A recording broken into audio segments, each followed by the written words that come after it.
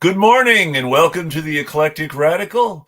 As always, I'm Chris Richards, the Eclectic Radical, and we are exclusive on YouTube for the near future because, in their wonderful wisdom, the elongated man and his friends have chosen to make people pay for the privilege of streaming to Twitter by ponying up for a premium account.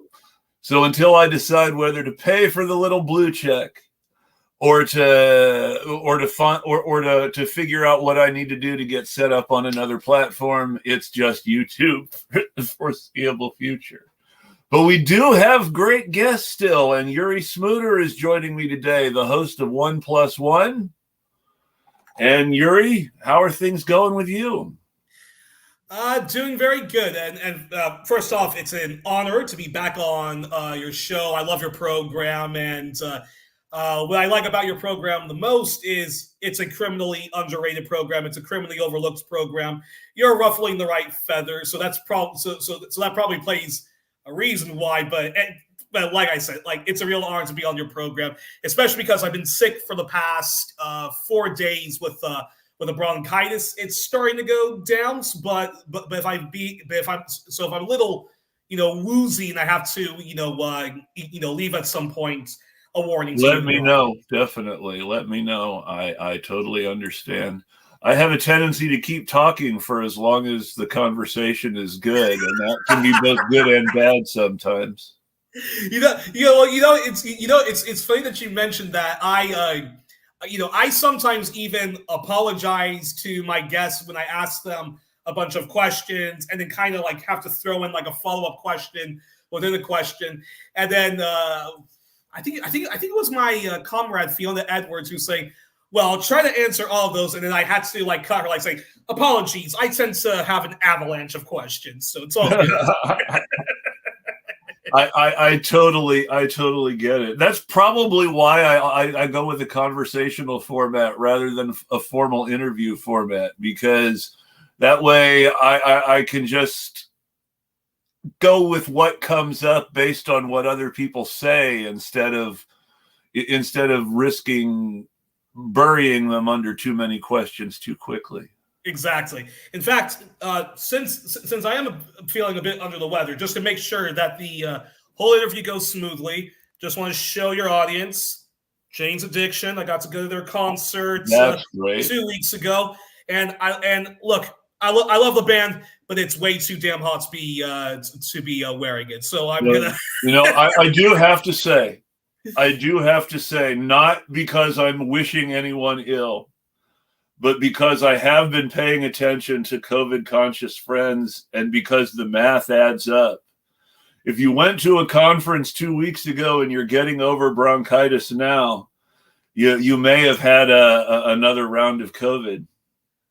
Eek. Because that's a super spreader event. Well, I wasn't at a conference, but I was. Oh, true.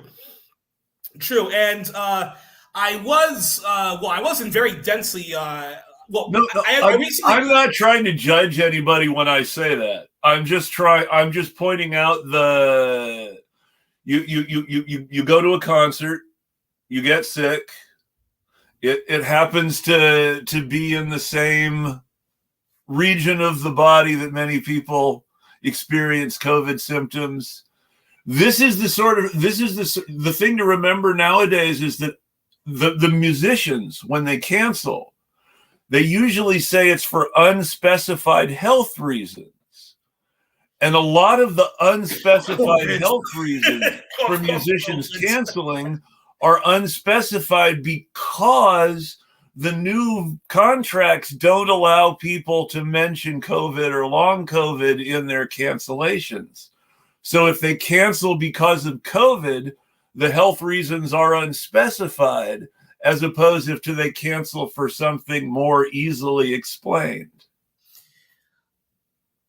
Oh my gosh! I was joking with my friend Fiona, who, funny enough, recently is recovering from COVID, and it left her system just in time for her to to go to Glastonbury, if you can believe Yes. that. It's the irony. Yes. And, actually, what I said to her was, this is the first pandemic where instead of responding the way we should be to a pandemic, this is the first pandemic where it seemed like much of humanity collectively said, I don't give a shit.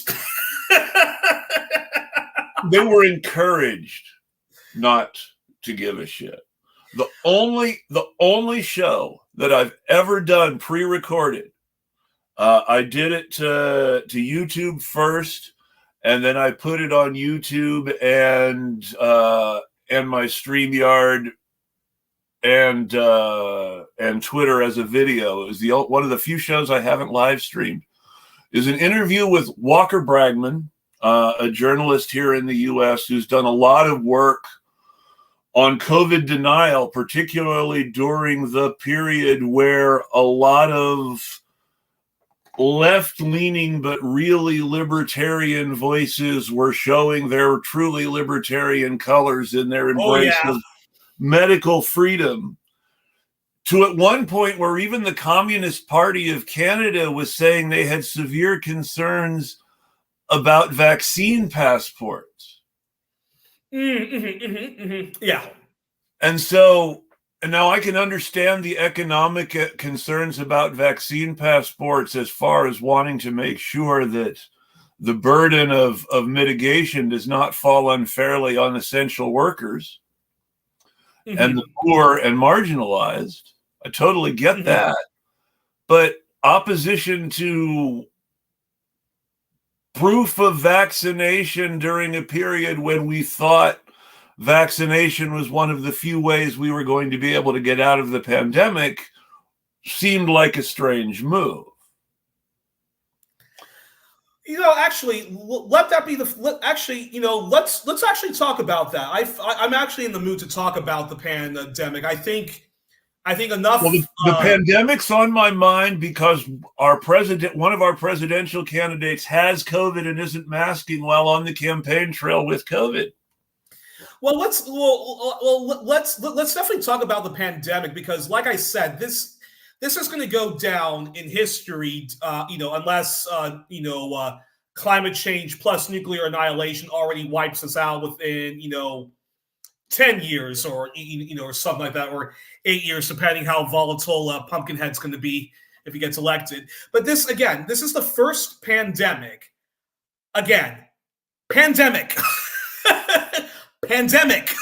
This is the first pandemic where so much of humanity, so much of society, instead of collectively getting together to fight this pandemic and support one another for the tough times that were going to be ahead, this seemed as if like it was the first pandemic where, even worse than when the Spanish flu / influenza virus came about, towards the end of World War I and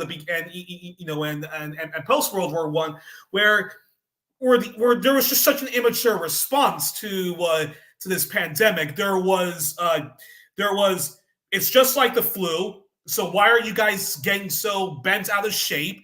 And then it went from, okay, yeah, we're living in the pandemic times. Yeah, it's very highly infectious, but guys, it really is just like the flu. The old people are going to get it real bad. The people who have pre-existing conditions are going to get it real bad, and I love that. The corrupt medical industrial complex has even got us talking about pre-existing conditions and stuff like that. Yes.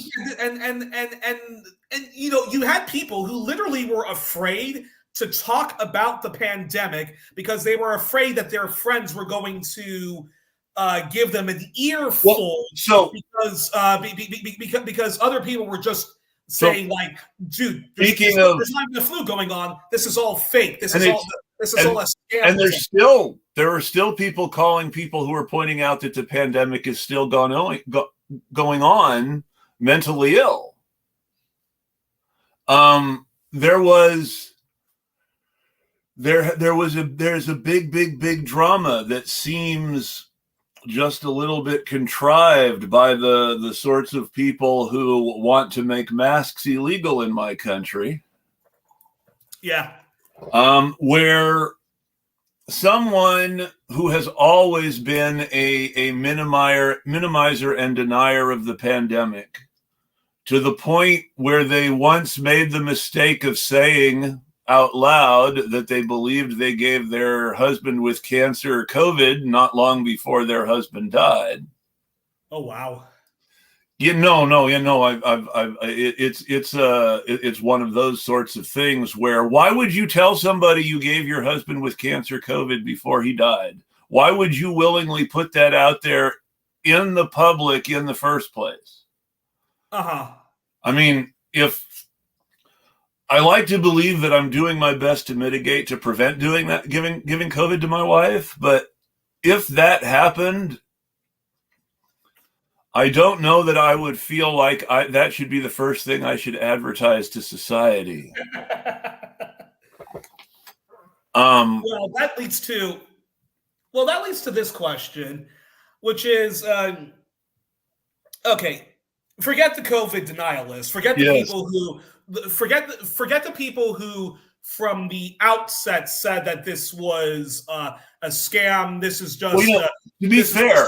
This is just CNN and the government overreacting to a flu outbreak. So let's put those guys aside. But let's talk about the people who say, yes, there's a pandemic going on, but it's just like the flu, and it's only going to be the very vulnerable who are going to get sick, and how that later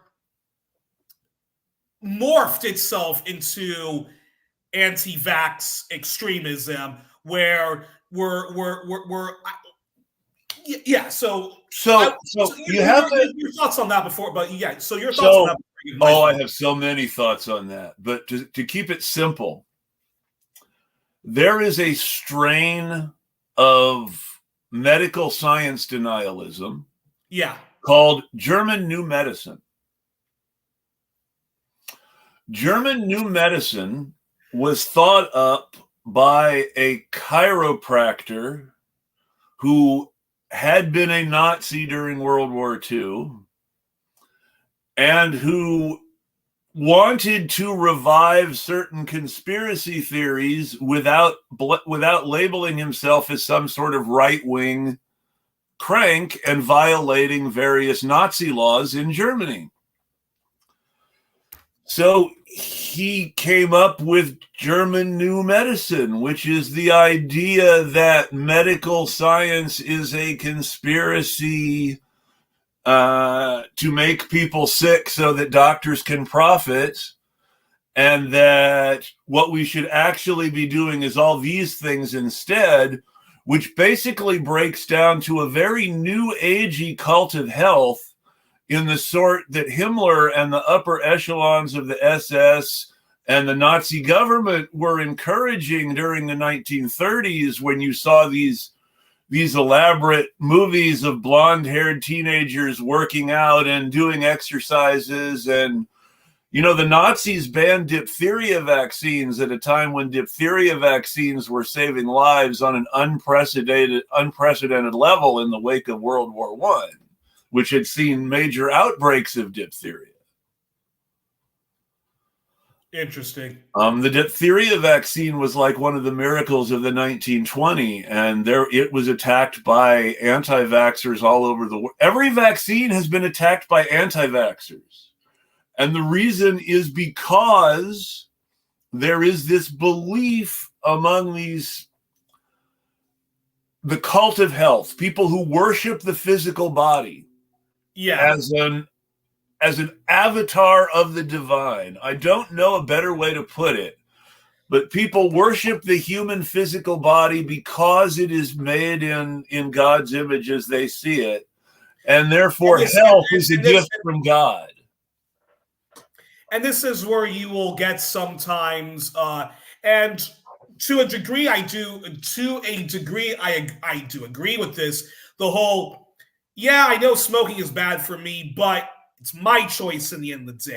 And pot's going to make me lazy after a while. Alcohol does this, Heroin does that. But you know what? It's my choice. And as long as I'm going to be responsible and I don't hurt anyone and I don't get in the car, why are you guys busting my balls? And I guess that's where some of the extreme libertarian arguments came to the whole vaccine. My body, my choice. If you guys believe in this pandemic nonsense, you guys can get the vaccine, which is really dangerous for you. But me, I just don't want to take the vaccine. There is a tension between society and the individual. Always is, yeah. Well, no. I want to start that simple. There is a tension between society and the individual. Now, in a properly run society, this tension is dealt with in the same way all our other needs are dealt with. There's a Maslow's hierarchy of needs is the perfect example. Society meets a set of basic needs. When those basic needs are met, more needs are enabled. The problems tend to start in societies that are very good at meeting basic needs, and then people start to have more esoteric needs that are harder for society to meet, and that's where this tension between the individual and society starts. The best example I can think of is how the very westernized Soviet professional managerial class of the 1980s were all dissidents and cranks and liberals and anti-communists, and were very, very frustrated by a system that did not do a lot to assuage the very real problem of the PMC, which is boredom and a lack of ability to express themselves outside of their professional and managerial role. Yeah. Now, the one thing I really like about Michael Parenti in his criticisms of Western critics of the Soviet Union, he admits this failure of the Soviet Union to meet the higher intellectual and emotional needs of its own PMC. Yeah.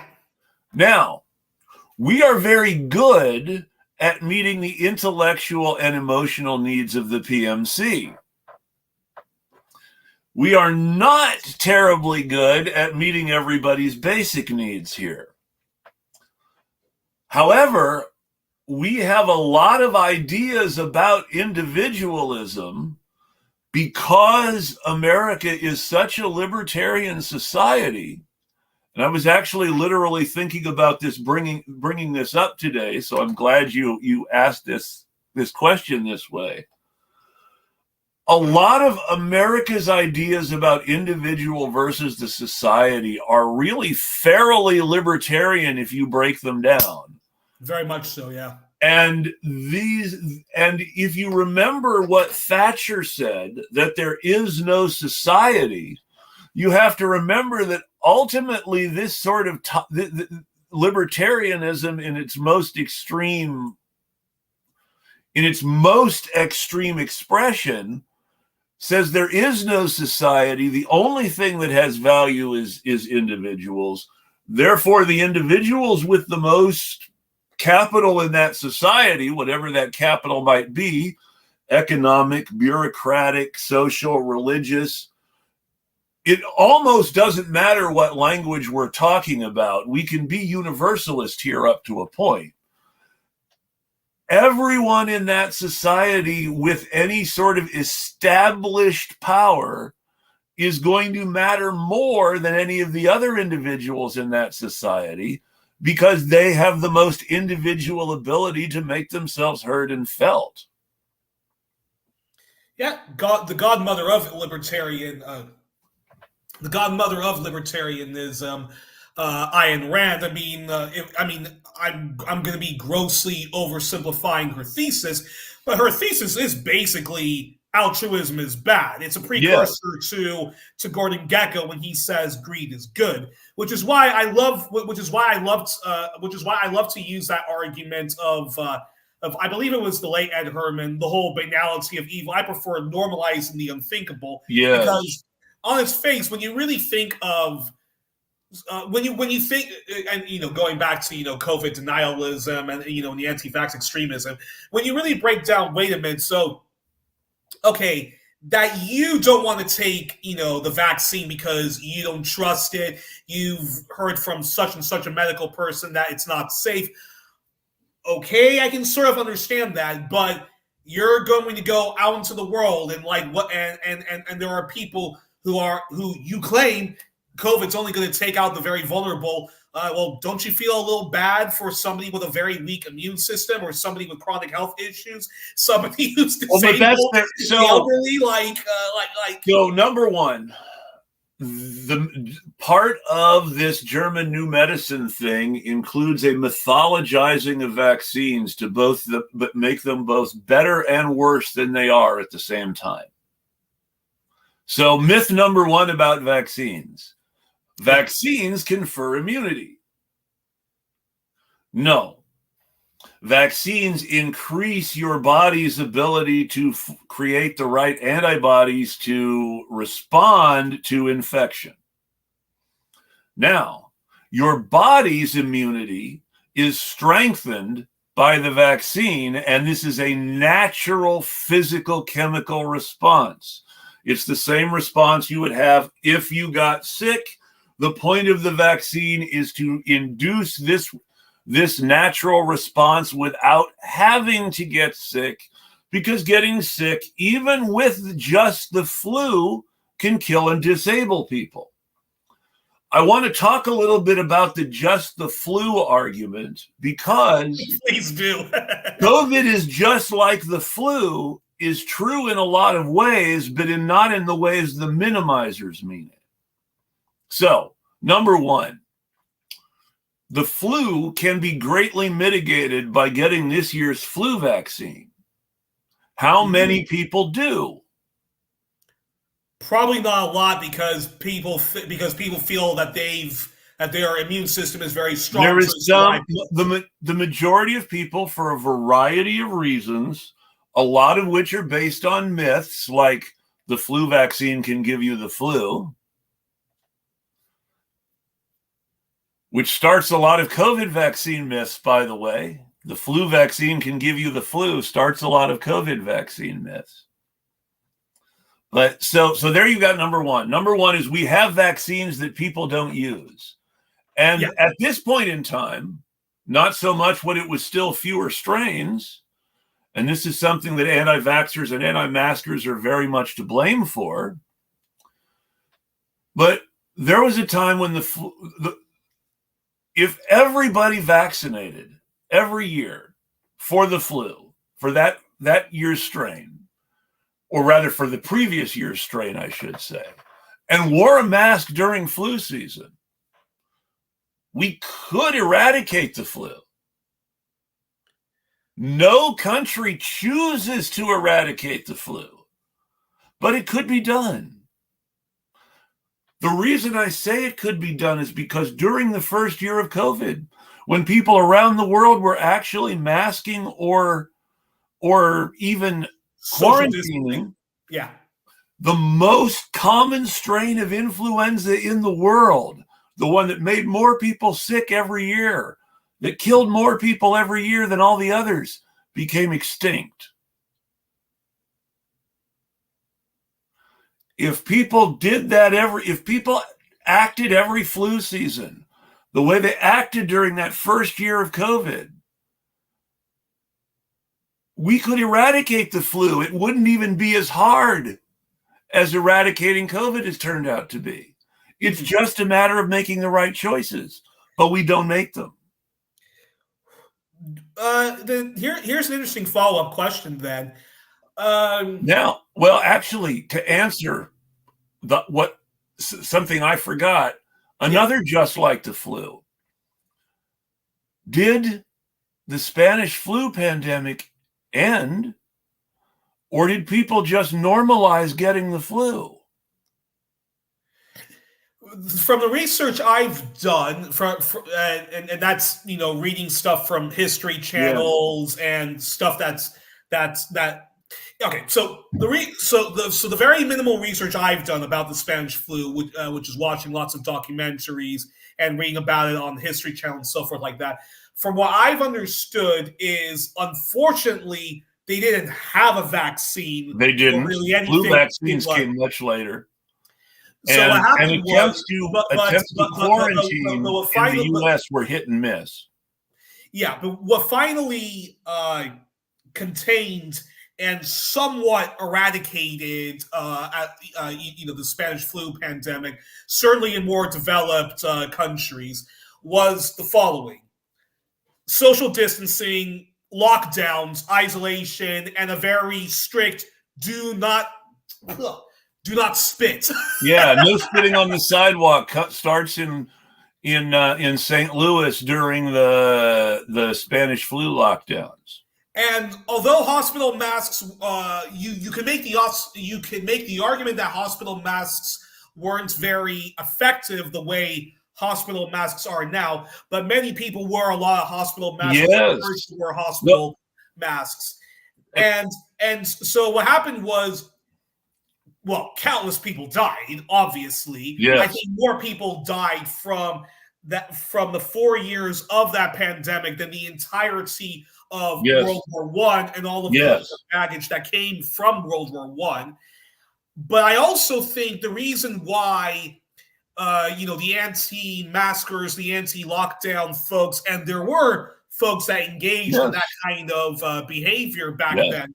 I think the reason why it didn't become this huge avalanche that we saw, in much of the Western developed countries, and the reason why I think it didn't become this huge avalanche like what we saw with this pandemic is because the Spanish flu, influenza was very gruesome. The symptoms were very gruesome. The way you died was very gruesome, and I think for many people it was just so horrific that they took the pandemic much more seriously. Whereas I find with COVID, we didn't really see images of people dying. We heard, oh my gosh, somebody just died, snap of a finger like that. And I think what happened was, because some people who got COVID got very mild forms of COVID, like they lost their ability to smell and to taste things for a period of day, felt very shitty in the morning, but felt very good like in the afternoon and evening. And I think because of that, I think that helped vindicate the argument of the COVID minimalist denialists who said COVID is just like the harmless flu. You guys are getting so bad of shape, and it's only the really vulnerable who are going to die. Can't underestimate the media's change of tone, though, because I can tell you there's a big difference between when they were talking about the new normal because of COVID, how there would be cultural changes. We would see people masking more. We would see people bumping elbows instead of shaking hands. Yeah. We would see more the normalization of remote work. How much of what we've seen is a backlash against all of that. We've seen people with money and power. This is why I mentioned Walker Bragman before. People with money and power gave a lot of money to people who were COVID denialists. The Great Barrington Declaration, which was the big cornerstone of COVID minimization and COVID denialism, the Great Barrington Declaration was paid for by Charles Koch here in the United States. That was what that show with Walker Bragman was all about. The Great Barrington Declaration was paid for by Charles Koch here in the United States. Emily Oster, one of the people who has really, really popularized opening up again and let her rip under the going back to normal, the worst of the pandemic is over language, and who herself got long COVID, but doesn't talk about it. She works for a Koch think tank. She was one of the Great Barrington Declaration communications people, basically. And if you're a libertarian think tank, it could be the Cato Institute, it could be Reason Magazine, it could be Spiked Online, it can be, it can be. I'll tell you what. It can be the Niskanen Center. Charles Koch funds a lot of those libertarian chunk think tanks. People don't know this one. There's a quote unquote liberal think tank called the Niskanen Center, which is a supposedly third way, radical centrist. We're going to take the best of the left and right. But their actual ideology is this really, really, really watered down liberal version of Koch libertarianism, because they're funded by Koch too. And the Democratic Party cares what they think. And one of the big media figures like Matt Iglesias used to work for the Niskanen Center.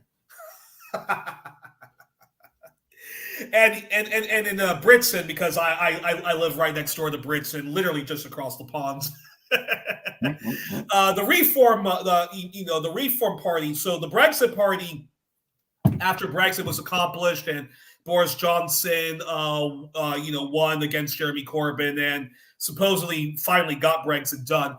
So the Brexit Party, led by Tim Rice and Nigel Farage, later became Reform UK. And one of the very first things Reform UK did, via Nigel Farage, when he had his journalism program on GB News, which is it's basically Sky Australia and Fox News with British accents. That's the best way to describe it. And what they later engaged in post Brexit, the soap opera is finally done, although the bad guys won, was engaging in anti-lockdown and was engaging in a lot of anti-lockdown stuff. And Farage was propping up the Barrington Declaration. Tim Rice was also propping up the Barrington Declaration. And of course, later, they also began to, engage in transphobia, which is another topic for another day, but it's very interesting. But when you start, but also the someone else who was flirting with the Great Barrington Declaration and transphobia was George Galloway. Yes, he was. And in fact, sadly, even close comrades of mine, people who are very good at at talking about racial justice and social justice and debunking all sorts of propaganda like Syria, Ukraine, and defending Cuba against slanders that it's communism that's failed them, not the embargo. A lot of them also were propping up, the Barrington Declaration.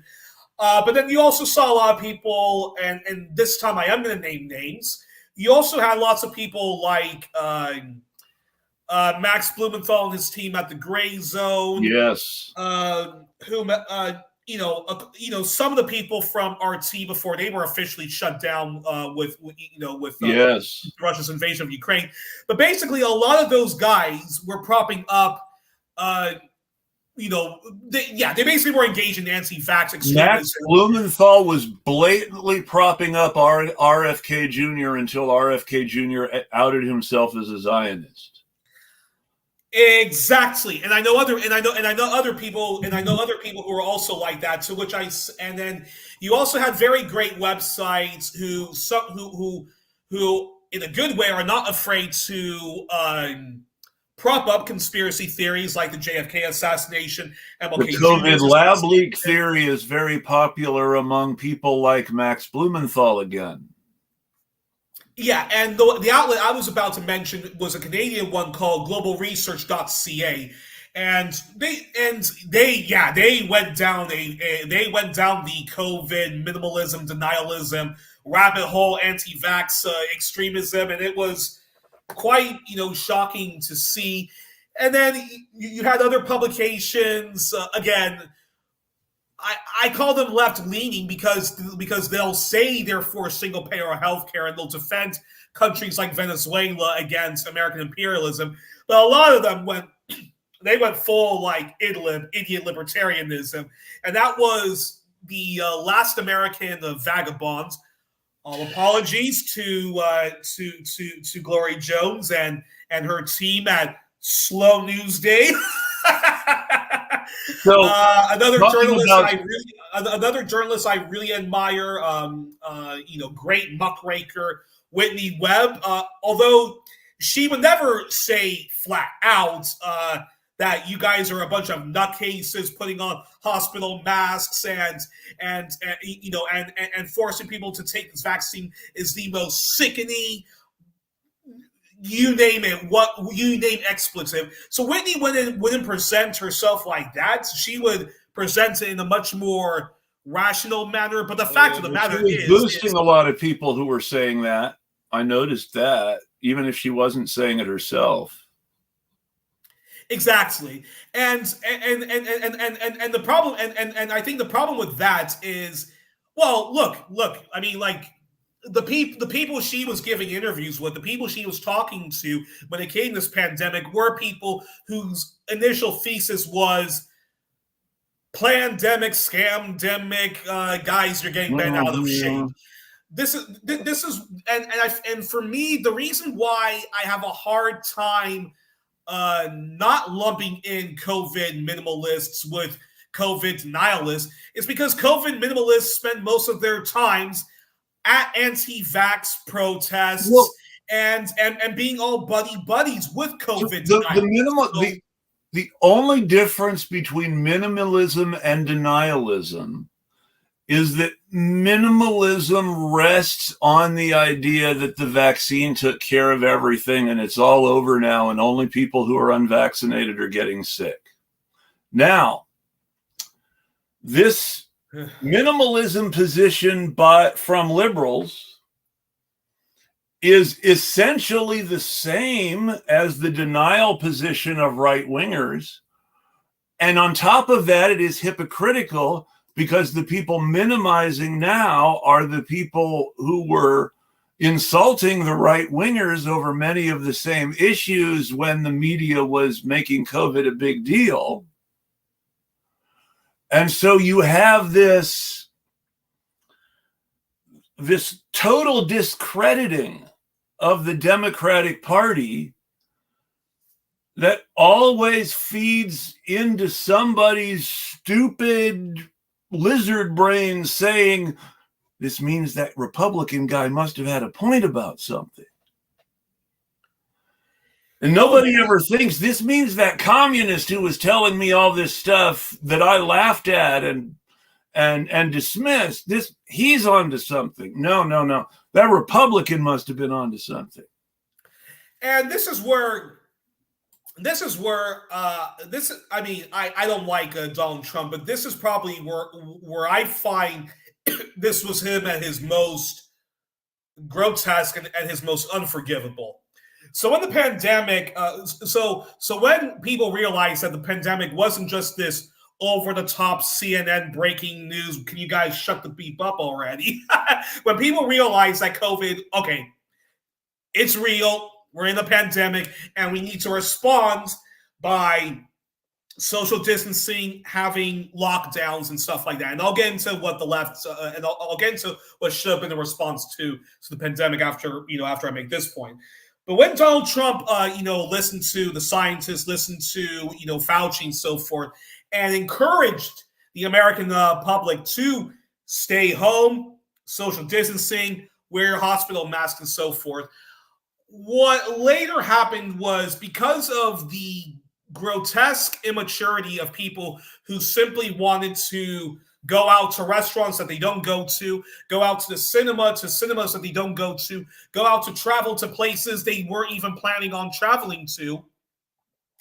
Instead of fighting against that in typical American cluster fuck fashion, it was let the states do it. So if you were a blue state, it was we're going to have some lockdowns, some bars and restaurants are going to be closed. And if you were in a red state, and my friend living in Arizona said that this was a perfect example, it was fuck wearing a hospital mask, and everybody would just acted as if things were normal. And yet, ironically, Donald Trump was sending extra masks and extra ventilators to governors he liked, like Ron DeSantis, and wasn't sending them to blue states where people had masking guidelines.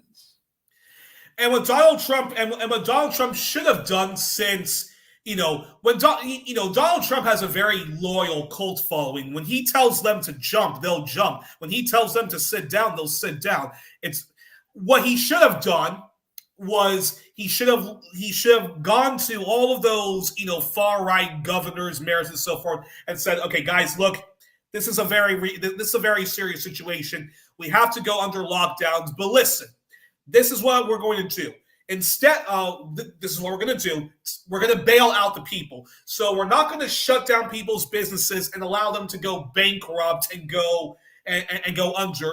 We will give people a universal basic income, and we will bail out all small time businesses, the bars, the cafes, the night shops, and whatnot, until the pandemic is gone and the economy starts to recover a bit." That's what he should have done, but he didn't do it. He allowed it to become yet another ridiculous political. Joe Biden said he was going to do it while he was running for president, and then as soon as he was president, he did not do it. He went out of his way to replace the people who had told him that he should do it, which honestly, surprisingly, even included some of the worst people. Dr. Zeke Emanuel, who is the brother of Rahm Emanuel, and an advocate of eugenics, who has himself written about how he hopes somebody turns off the ventilator and he doesn't want to live to be 76 unless he's as mentally and physically active as somebody like Bernie Sanders or Donald Trump. He didn't name them personally, but that's the sort of level of apparent physical health he would have to have in order to feel like it was worth it to still be alive at 76, basically. Yeah. But at the same time, even he was telling Joe Biden, you got to do that 90-day shutdown. But, now the interesting thing is, now let's talk about, anti-vax extremism and vax hesitancy.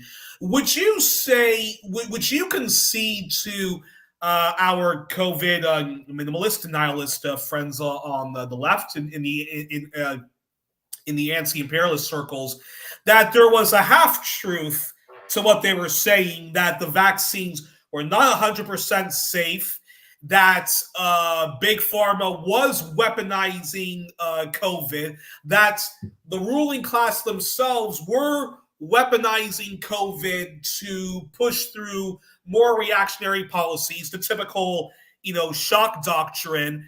So what would you say? So what would you say? So the vaccine that did actually have the track record of causing reasonably serious heart problems was the AstraZeneca / Johnson & Johnson vaccine that doesn't exist anymore. Yeah. So there's that. And let's also point out that was not one of the vaccines that they were telling people to panic about. They were telling people to panic about the for most people safer new vaccines from Pfizer and Moderna. Now, the vaccines were not 100% effective for the same reason that I pointed out. Vaccine myth number one is that vaccines confer immunity. A second myth is the words sterilizing immunity. Now, sterilizing immunity is something that sadly has even been picked up by some COVID advocates in the wake of long COVID and a demand for better vaccines, because it's not understood as propaganda. But so again, vaccines create a natural reaction in your body where it produces antibodies. without you having to get sick to have that reaction. What that means is if you have an illness that if you can only get once, you're going to greatly reduce your chances of getting it by getting vaccinated. However, some people do get those diseases you could only get once, twice.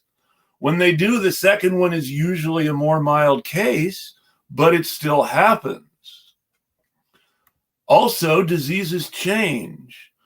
You can only get this year's strain of flu once, but next year's strain of flu is different and you can get it too. The best flu vaccines are still only vaccinating for last year's strain, basically. Yeah. And so there's always the chance of getting this year's flu. You mitigate that by doing things like masking and I won't say social distancing, but what I would call strategic quarantining, where you're careful about where you mix with people without a mask. Yeah. There are all sorts of ways that we could eradicate the flu. Yeah.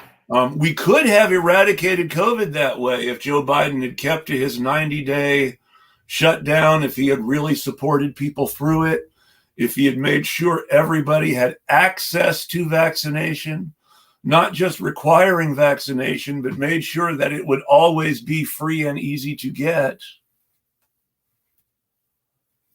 But instead, what we had a system by which we made vaccines available by guaranteeing the profits of the companies the patents were given to. And I emphasize given to because the US government funded all the research. And the company that patented the Pfizer vaccine wasn't Pfizer. It was a company that was purchased by Pfizer as soon as they patented the COVID vaccine because of their contract with the federal government to develop COVID vaccines. Even more generally, because of their pre-existing contract with the government to develop next generation coronavirus vaccines before we really knew what the next generation coronavirus was going to look like. Nobody gives that program any credit, even though that's something that Democrats could actually brag about because that was an Obama program. But it's interesting that you say that. But that being said, do you find that this excessive cynicism to the rotten state that is the corporate state of America? Do you so I know a comrade of mine, Troy Moten, was very much anti-vax and all that stuff, and was propping up RFK Jr.'s findings. Do you find, given the track record of Big Pharma's corruption, the many conflicts of interest of the FDA, where basically, it's Big Pharma regulating themselves, and the fact that most of the hospital, and of course the U.S. doesn't have a non-corrupt single-payer healthcare system. The U.S. does not have any real form of universal health care. What we have is a universal health insurance mandate, which is not the same thing. Yeah. Now, there are government subsidies to pay for that insurance that you have to go through the process of requesting. And anything that you have to go through the process of requesting automatically self-screens because some people are not going to be able to go to the extra trouble. Yeah. Or won't be willing to go to the extra trouble. 1 second. It's like one of the first rules of bureaucracy is if people have to fill out a form, by definition, the only people who seek help are people willing to fill out a form. Okay. No, Okay. no. The reason I'm saying this is because there are people who aren't willing to fill out a form, whether it's because they don't have the time or access to the form, which is less likely in today's days of internet. But a homeless person who broke their smartphone and can't get it replaced may still have trouble submitting that application. So you have to think about even the sort of kind of absurd situation to say, oh, but that situation isn't actually absurd. We live in that world. We live in a world where the homeless person's smartphone is more important than the housed person's address for something like getting a job now. But all that being said, going back to my initial question is, Oh yeah, no, but so to answer your original question, there's a very thin line between being opposed to the government and being against government entirely. It's a very thin line. It's especially a very thin line when it comes to people who embrace, and I say this as somebody coming from an anarchist background who considers themselves an autonomous now. So I'm not some hardcore authoritarian communist when I say this. There is an anti-statist tendency in the Western left that tends to see any sort of state authority as inherently bad and doesn't specify the liberal capitalist state or point out that even corrupt states might do things that benefit people materially if pressured in the right way. So, yeah. So there's a danger there. In your opposition to this government, you can become opposed to the idea that this government can ever do anything good for anyone ever. So it becomes a self-fulfilling prophecy then, when it comes to people who claim they want single-payer health care, but then when the government with big pharma says, look, you guys are being very immature about wanting your vaccine now so we can go back to normal. Well, we've just fast-tracked the vaccine. Here it is. And now you guys are all saying, F you. It seems to me as if whether you were France, which has a strong history of good elements of liberal democracy and social democracy, whether you were Italy, whether you were in Britain, whether you were in the United States, Australia, New Zealand, Canada, it seemed as if it was a damned if you do, damned if you don't. For the worshippers of the Nordic model of liberal social democracy, let's remember that herd immunity comes from Sweden. In fact, let's talk about herd immunity. So when COVID minimalism was actually a government policy that, yes, there's a new virus coming out, but don't worry, it's only going to kill the elderly. Young people, you guys can still party like it's 1999. That is the government policy. Well, it was that very policy of herd immunity. It was that very policy of herd immunity that ended up becoming the clusterfuck, which is we now have a pandemic and we all have to social distance and lock down, preferably 6 months or more until it's entirely eradicated. But then, of course, people got very, very immature and just demanded that it all be lifted. And let's not remember that some of the people who got very immature were people with money and power. Elon Musk got immature and said, I'm going to take my Tesla factory from California to Texas. Charles Koch got immature and funded the Great Barrington Declaration. And also, and also the anti-vax protests. The initial anti-vax protests were a bunch of far-right MAGA Republican and nuts. and In fact, all sorts of these weird lefty righty figures like your Galloways and your Greenwalds and your Blumenthals were at one point seeming to legitimate, and your Taibis, never forget your Taibis, were seeming to legitimize Elon Musk as some sort of radical truth teller who was going to take this serious stand against a tyrannical government. It's like, you understand that he's rich because of NASA contracts, right?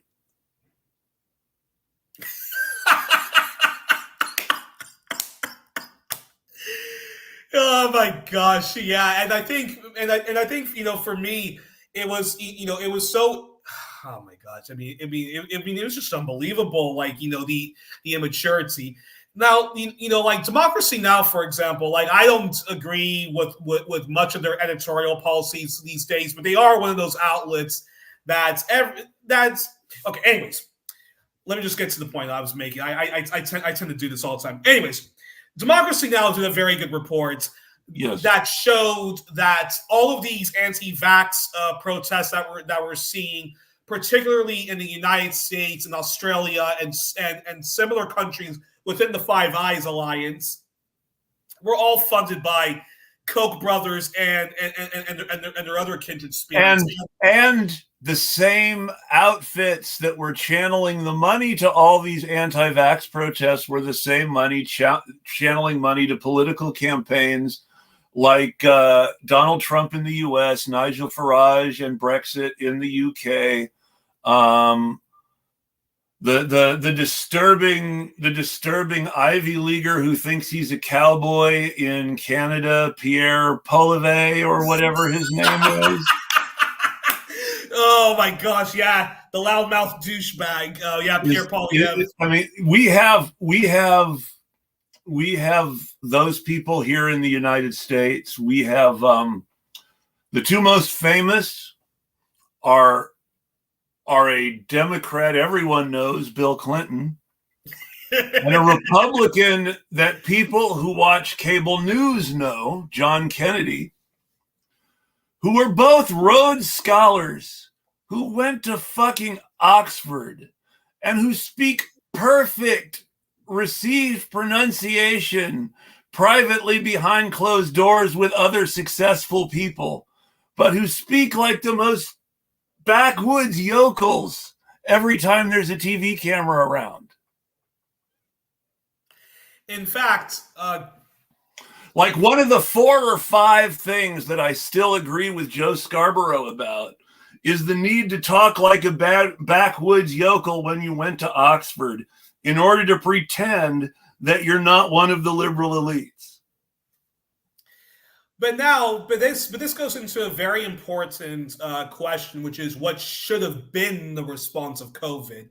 And I think what should have been the response to COVID was the following, because I was watching a lot of socialist groups. I was watching a lot of socialist groups I follow, from the NDP Socialist Caucus / Socialist Action Canada to the International Manifesto Group, and looking at what the left in China was doing, and also listening to people who spend their lives trying to make the NHS into a single payer system and trying to fight against the privatization. And they all said a version of the following: we need lockdowns. We need everybody to wear hospital masks. We need to try our very best to social distance if we can. Do not let the elderly buy them. Do not let the elderly by themselves. Do not just have them like all hauled up and alone, because that's actually going to make them less safe. So make sure make sure that they can be taken care of, and don't be overly strict, because the cure would have been worse than the disease, one of those sort of things. So I don't know what happened, but so much, but we went from people advocating that, and all leftists should have been advocating that, to us getting derailed by libertarianism, So and I'm curious your response to that. I will blame liberal adjacent, or in the case of the UK, outright liberal political parties that claim to be socialist or labor or democratic or what have you. For instance, the National Democratic Party of Canada talks a very, very, very good game quite frequently, but tends in actual fact to be in de facto coalition with the Liberal Party, whether they actually are or not. Yeah. You're never going to see the NDP propose some sort of electoral coalition with the Greens to upset the balance of power in Canada. Exactly. Which then the question becomes, why the fuck not? And then that then comes to other questions. So if I were asked what I thought the response should be, I would agree with the Socialist Equality Party, which said, and this is a tremendous irony coming from a Trotskyist party that denies that China is communist, but they basically said we should do what China's doing. Yeah, yeah. We should do what Cuba's doing. And as well as bailing out. Much credit to them, because for all their other failings, yes, they are sectarian. Yes, they are class reductionist. Yes, they do not grapple well with decolonial or post-colonial thought. The fact still remains that regardless of all their other failings, the SEP appear to be doing class reductionism correctly when it comes to labor issues like COVID. They understand that essential and disabled and retired workers need to be protected.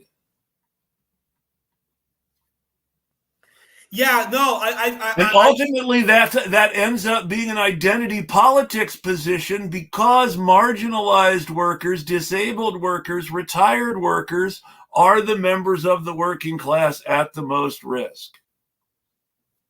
Exactly. No, to me the World Socialist website, I thought they were one of the only voices of reasons when it came to COVID. All things COVID, in that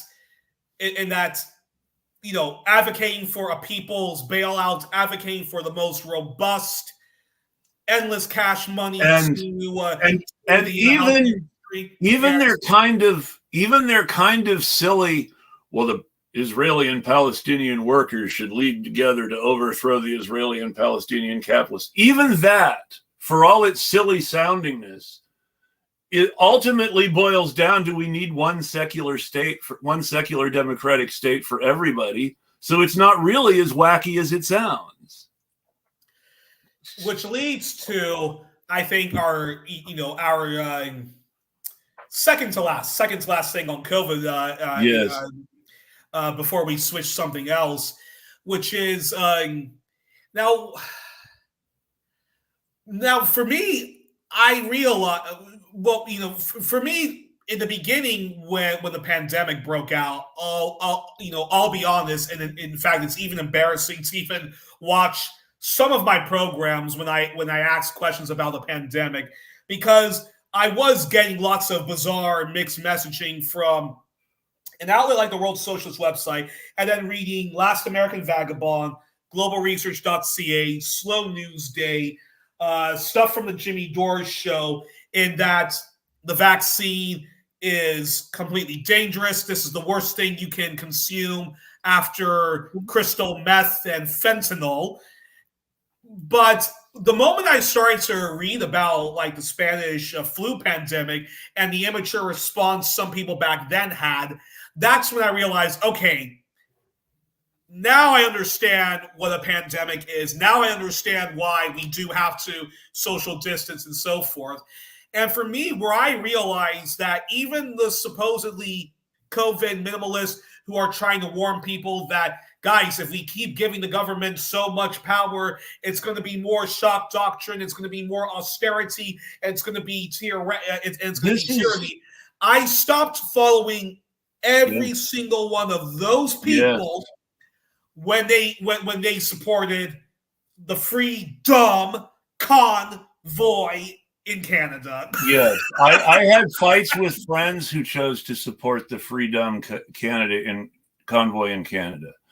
And it's simply because I know people in Canada, and so I know who Tamara Lick and Pat King are.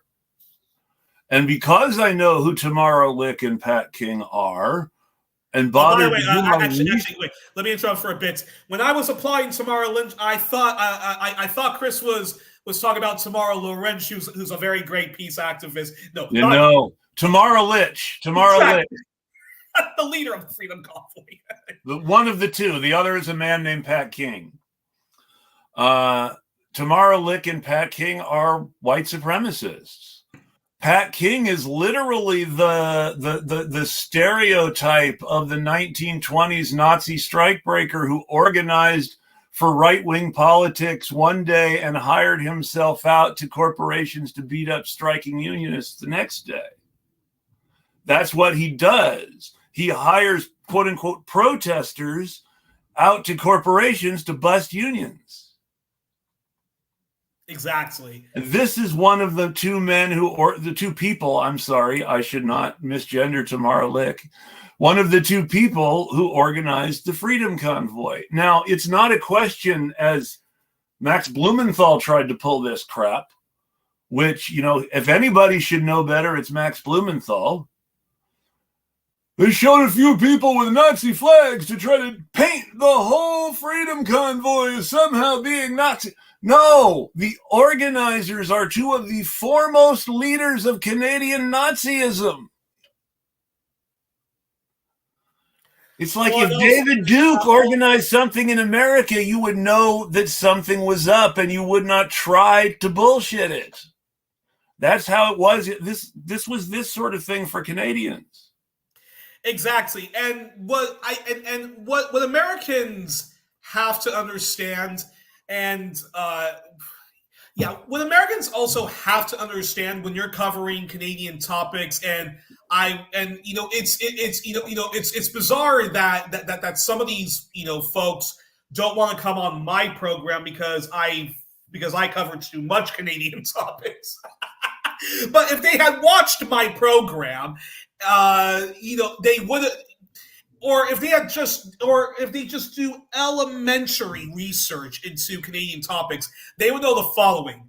Right now in Canada is reckoning with its settler colonial past. The myth that Canada was this peaceable kingdom where the good British liberals and the good American liberals came to Canada to build this nice liberal socialist utopia.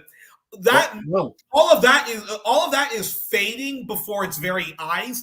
So, and because of Canada's grotesque settler colonial past and still ongoing present, and internal settler colonializing of the settlers who were there before them, on top of that, which is its own weird thing. So when people are waving the Canadian flag, not only is that a red flag for you're an obnoxious, insensitive prick, but you're most likely a hardcore. But you're mostly you're probably a member of the Conservative Party of Canada or the People's Party of Canada. One of my favorite interesting facts about U.S. and Canadian history is that the first English-speaking neighborhood in Montreal was settled by Black veterans of the British Army who had fought the American Patriots during the American Revolutionary War, had been freed from slavery as a reward for doing so, and were then given land on what's now the west side of Montreal, the English-speaking half of the city. Now, the reason that there is so much rampant anti-Blackness in some corners of French Canadian society is because, from the point of view of the only recently conquered citizens of Montreal, this was a British colony of military veterans being installed in their city to keep them in line. Exactly. Yeah, it's very funny. But going back to the But freedom on top of that, they are formerly colonized people who understand the colonizer relationship between the French and the other people there. So it's tremendously interesting in a purely academic cultural. exactly. But yeah, but going back to the Freedom Convoy, again, for American leftists, anti-imperialists, like, you should know that, like, in Canada, like, people there are talking about canceling Canada Day. They're putting their Yes, flags upside down, and people because in because there is strong the solidarity the with weird Indigenous people, the it weird leads to the left there in Canada to go down a very positive rabbit hole of decolonizing their minds and being much more radical in their yeah. politics. So when they see Canadian flags and when they see people who with shirts that say "fuck Trudeau," of course people say "fuck Trudeau," but the problem is these guys are led by guys who watch fucking rebel media, Well, it's which like is which is the far right climate change denialist version of what I'll TY give you. Jimmy Dore's show I is. mean, it's like when people wave American flags at protests here in the United States. They're almost never. There are exceptions. They're almost never the good protesters. To a Exactly. point where one of the tragic accidents that happened to pin Antifa is violent on people was a situation where an old white guy waving an American flag who looked very much like one would expect a Nazi to look was accidentally beaten up by members of Antifa at a rally here in Portland because they thought he was rallying the other side to attack them because he was dressed like people on the other side and waving a U.S. flag. They didn't Well, yeah, realize he was trying to rally them. I can I also can understand that confusion because it's only very recently after the horrific events at Charlottesville and the very big Yes. solidarity And protest after the murder of George and this Floyd. guy, Only now that the Young Patriots, which were a bunch of white leftist rednecks, it's only now that they decide to cancel waving the Confederate flag and using the old arguments that, oh, yeah, it was a racist symbol, but it was also a symbol of the South being downtrodden and exploited by the well, North. so the best understanding of the Young Patriots that I can recommend comes from actually going to their website, which they have. If you do a Google search for Chicago Young Patriots Rainbow Coalition, you will find a beautiful website that is maintained. In fact, let me find the actual URL. Okay. Because then I can put it in the chat too.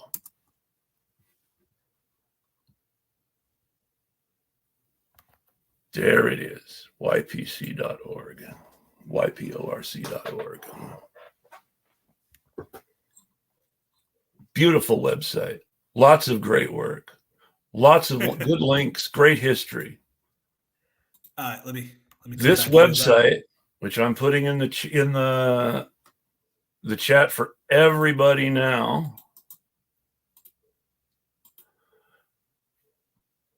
This is the website founded by the representatives and caregivers of the surviving members of the Young Patriots organization. This is Young Patriots and the original Rainbow Coalition, and it tells all of the history. It also links to websites maintained by surviving and more radical members of groups like the Young Lords and the Panthers. It is about the history.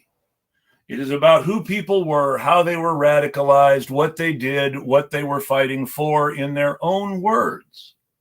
Now, people who read the words of the actual Black Panthers and who go to websites like this to read the words of the young patriots will have a better understanding of what was happening than people who read, well, the Black Panthers got together with people who waved Confederate flags in the conversation.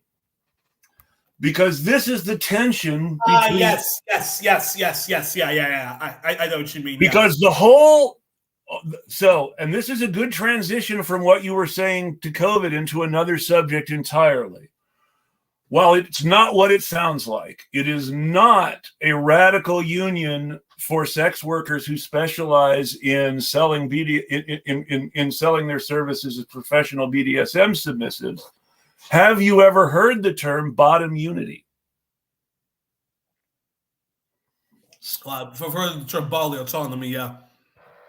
So bottom unity is something that has been going around a lot on the internet, and that people like, at least at one point, Chris Williamson, Jimmy Dore, George Galloway, Max Blumenthal, people whose names came up in relation to the COVID conversation we were having, all to some degree embraced this idea of bottom unity. Yeah, that it's their choice if they want to take the vaccine. They don't trust the vaccine. If other people want to take it, they can't. That was a big part of where all this was coming from. But the bottom unity movement came before that. The willingness to be friendly with and to adopt the ideas of anti-vaxxers actually came out of this bottom unity movement. Which was the idea that, and it's been around a while, all the way back in 2017, Caitlin Johnstone and Jimmy Dore got in a big thing. This was even before I was on social media, but they got in a big thing that came up because Jimmy Dore was saying back then, and Caitlin Johnstone was sort of endorsing the idea. The left-right unity, the whole left-right people unity. on the left should get together with radical right-wingers like Mike Cernovich to make real change in this country, whatever that means. To fight against the deep state. The Red-Brown Alliance, as people have called it, National Bolshevism, as the people who embraced this idea in Germany called it back in the 1920s. The OG of National Bolshevism was a man named Ernst Nietzsche, who, fascinating figure and career. He started out as a German socialist, left the German socialists not because he thought the SDP were becoming too chummy with the political center and right, but because he wanted to be more chummy with the political far right and wanted to try to sort of make nice with what was the developing Nazi party. But he also wanted to bring the Soviet Union and Germany together in an anti-Western alliance.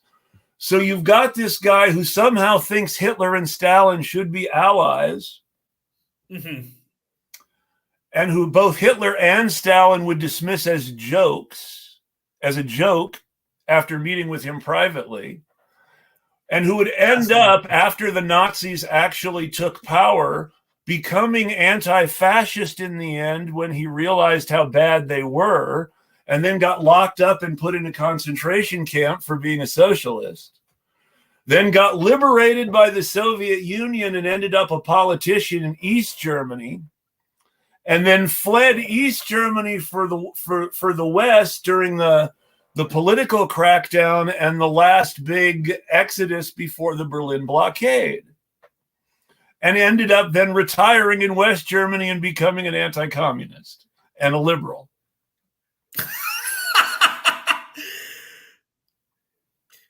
I wonder. I wonder if this is a version of Peter Hitchens. I mean, there is a Christopher Hitchens vibe here up to a point. Yeah, it's true. Now, Christopher Hitchens was taken more intellectually seriously than Ernst Nietzsche by a lot of people, and the reason his mental defection bothered people so much was because they had taken him so serious, and they're, why the hell is he turning into this weird Islamophobic racist guy who wants to bomb the Middle East? I thought he was anti-colonial the way he talked about Israel and Palestine. Exactly. But it just goes to show you what Richard Dawkins said about being a cultural Christian is true of a lot of people on the left and right who don't want to admit it the way Richard Dawkins did. Oh, yeah. In fact, Ayaan Hirsi Megan, I refuse to call her Ayaan Hirsi Ali because that was a fake name. But do you know this bitch? She went from being a liberal Muslim to a radical new atheist, and now she's a Christian. Yeah. Okay. So when she was a politician for I might get things wrong, so folks, feel free to fact check me. So when she fled to the Netherlands to escape to escape her abusive Islamic family, she became part of the dominant center-right party called the VVD, which is the liberal, which is the Liberal Party. So, those are unfortunate names because VVD would have disturbing connotations in English. Exactly, and she was part of the libertarian faction of that party, which wants strict immigration and no compromise between Muslims and stuff like that. Okay, so she did this film with a right-wing shock jock at the time, Theo van Gogh, who, yes, is related to Vincent van Gogh's art dealer brother. Yeah, Theo van Gogh is grandson or great-grandson, depending on which one it is. Exactly. They had done a film called Submission about about radical Muslims beating up their wives and stuff like that. He was brutally murdered by a Muslim extremist. She had to go into hiding and need full police protection, just like the current right-wing shock jock, fake populist Geert Wilders, whose party is the VDD, which is Party for Freedom and Democracy or something like that. There's another far-right party called the Forum for Freedom and Democracy. Long story short, though, Ayaan Hirsi Ali was exposed by the Dutch equivalent of Panorama 60 Minutes, dispatches, as basically lying about why she came to Holland. So she was, and what they exposed was she was never the victim of female genital mutilation. She was never her parents never beat her up, never abused her. She was in a consensual arranged marriage, which she decided to pull out of. And the Muslims that she lived with, that she went to school with in Kenya as a refugee during the Somali civil war, all treated her very well. She was never brutally indoctrinated or anything like that. So her raison d'etre, y'all need to listen to me. Islam is incompatible. You cannot modernize it. Y'all need to listen to me because I'm a victim of it. Fun fact. All bullshit. Fun fact. And then after she was exposed, the government fell. The Christian Democrat coalition government fell, and then she was basically toxic. And then later she got a job working for a neoconservative think tank, and then went to the United States where she continues to lie about her story. So and she's now happily married to Niall Ferguson, who claims colonialism was a good thing because it gave the free market to Senegal and the rest of the world. So the reason it totally makes sense that she would think colonialism was a good thing because she's misrepresenting the whole genital mutilation thing in the first place, which is related to related to problems of culture and tradition. It predates Islam. And in modern Islamic countries, because of the ethnic class connotations, is seen as lower class because it is a Bedouin thing, and Bedouins are seen as lower class than everyone else these days. Yeah. Which is ironic considering they conquered the empire, but that's a whole nother story. Yeah. But so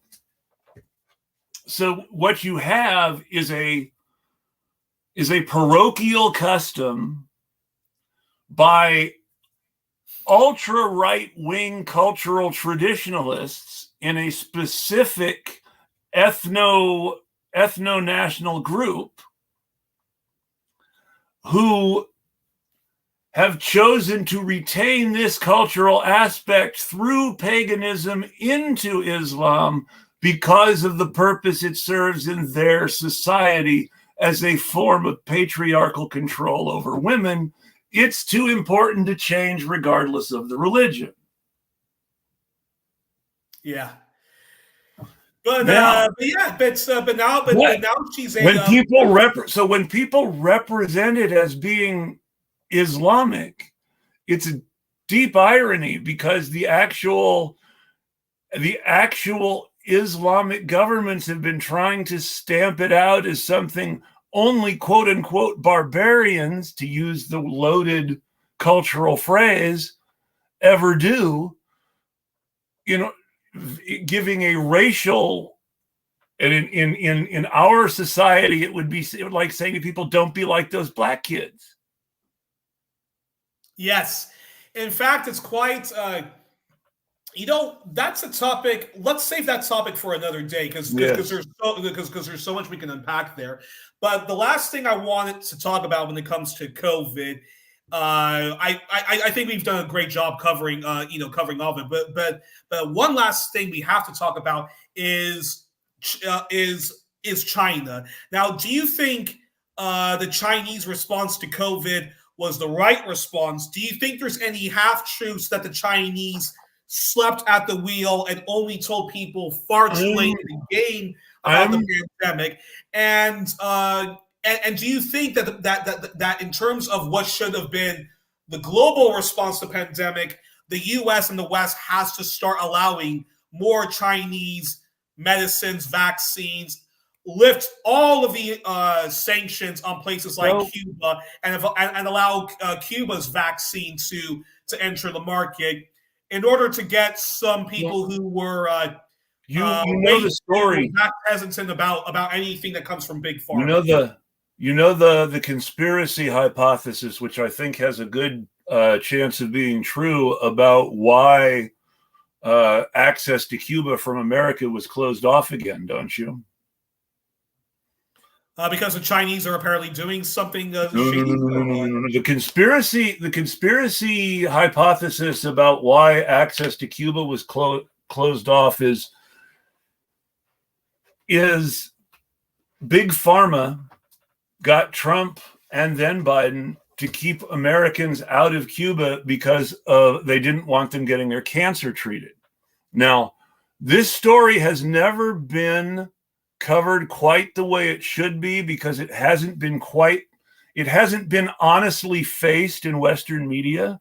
Western media has referred to Cuba's revolutionary treatment for non-small cell, non-squamous lung cancer as a vaccine, when a vaccine is something that prevents you, as we were talking about. A vaccine is something that strengthens your body's natural immune response to something.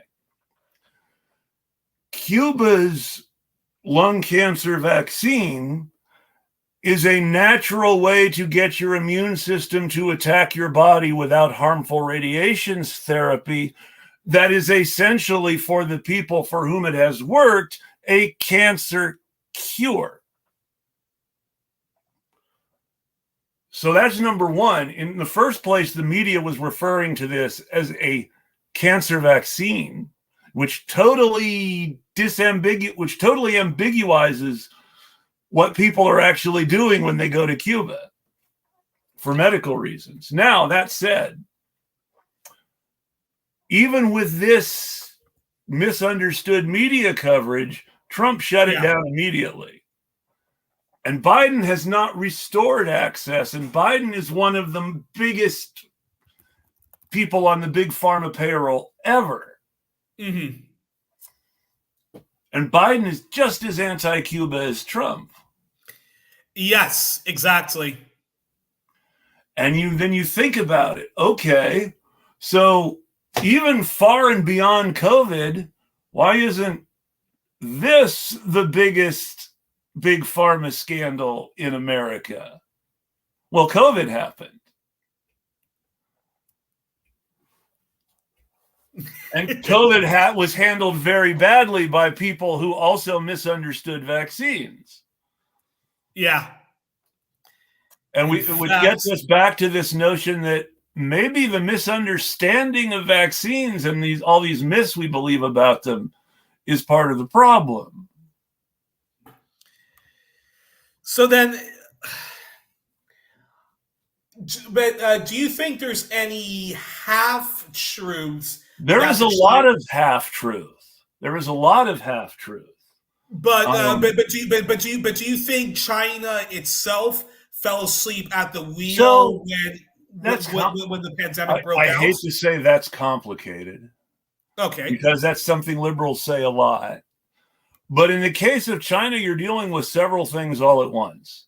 Number one, was there complete full disclosure about what was happening during the early period of the outbreak? So that's your first question. Then your second question is, was China's response good? That's your second question. And then the third question becomes, and was the elaboration on their response the zero COVID policy that was imposed and that saved more lives than anything anywhere else in the world and was largely ignored by the Western media? Was that policy something the rest of the world should have emulated? Those are your three questions. So question number one is, of course, they were not doing full disclosure early on.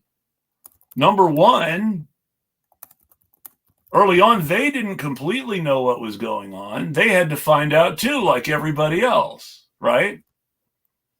Second, you've got the whole national security problem where anything they would say would automatically be misrepresented by the West for propaganda purposes, like the picture of the guy in the contamination suit making sure people didn't get sick in the bars at the Olympics. Mm-hmm. Oh, it's like I'm in a dystopia. It's like you're in a dystopia because the bartender cares about not getting you sick and not letting you get him sick. I don't think that's a dystopia. Wear a damn mask. Exactly. And I think, do you think, and well, this is a stupid question, but but I'm going to ask it anyways. But do you think the reason why so many leftists,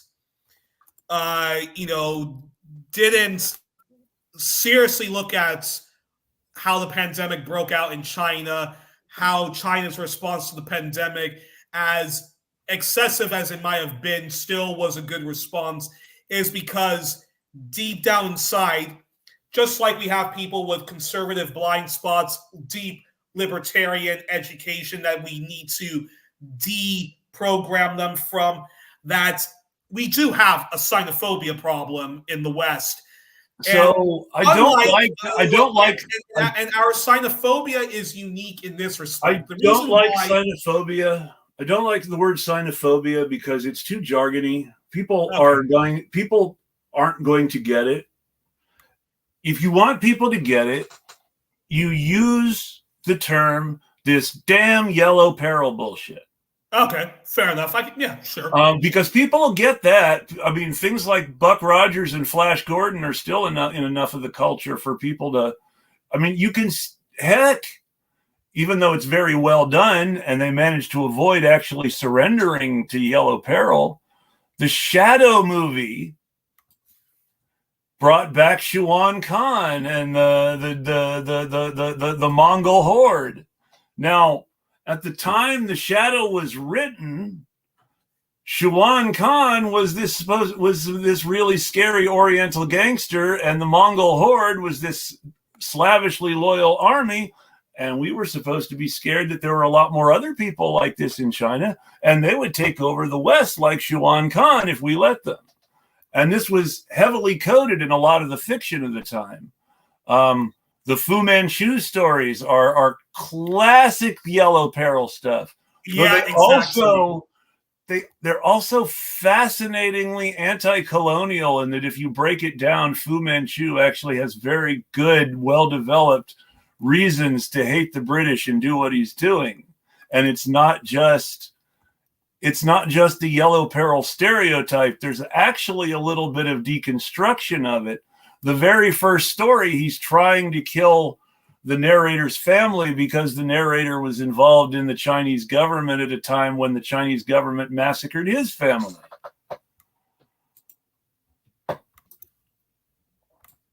Copy. Yes.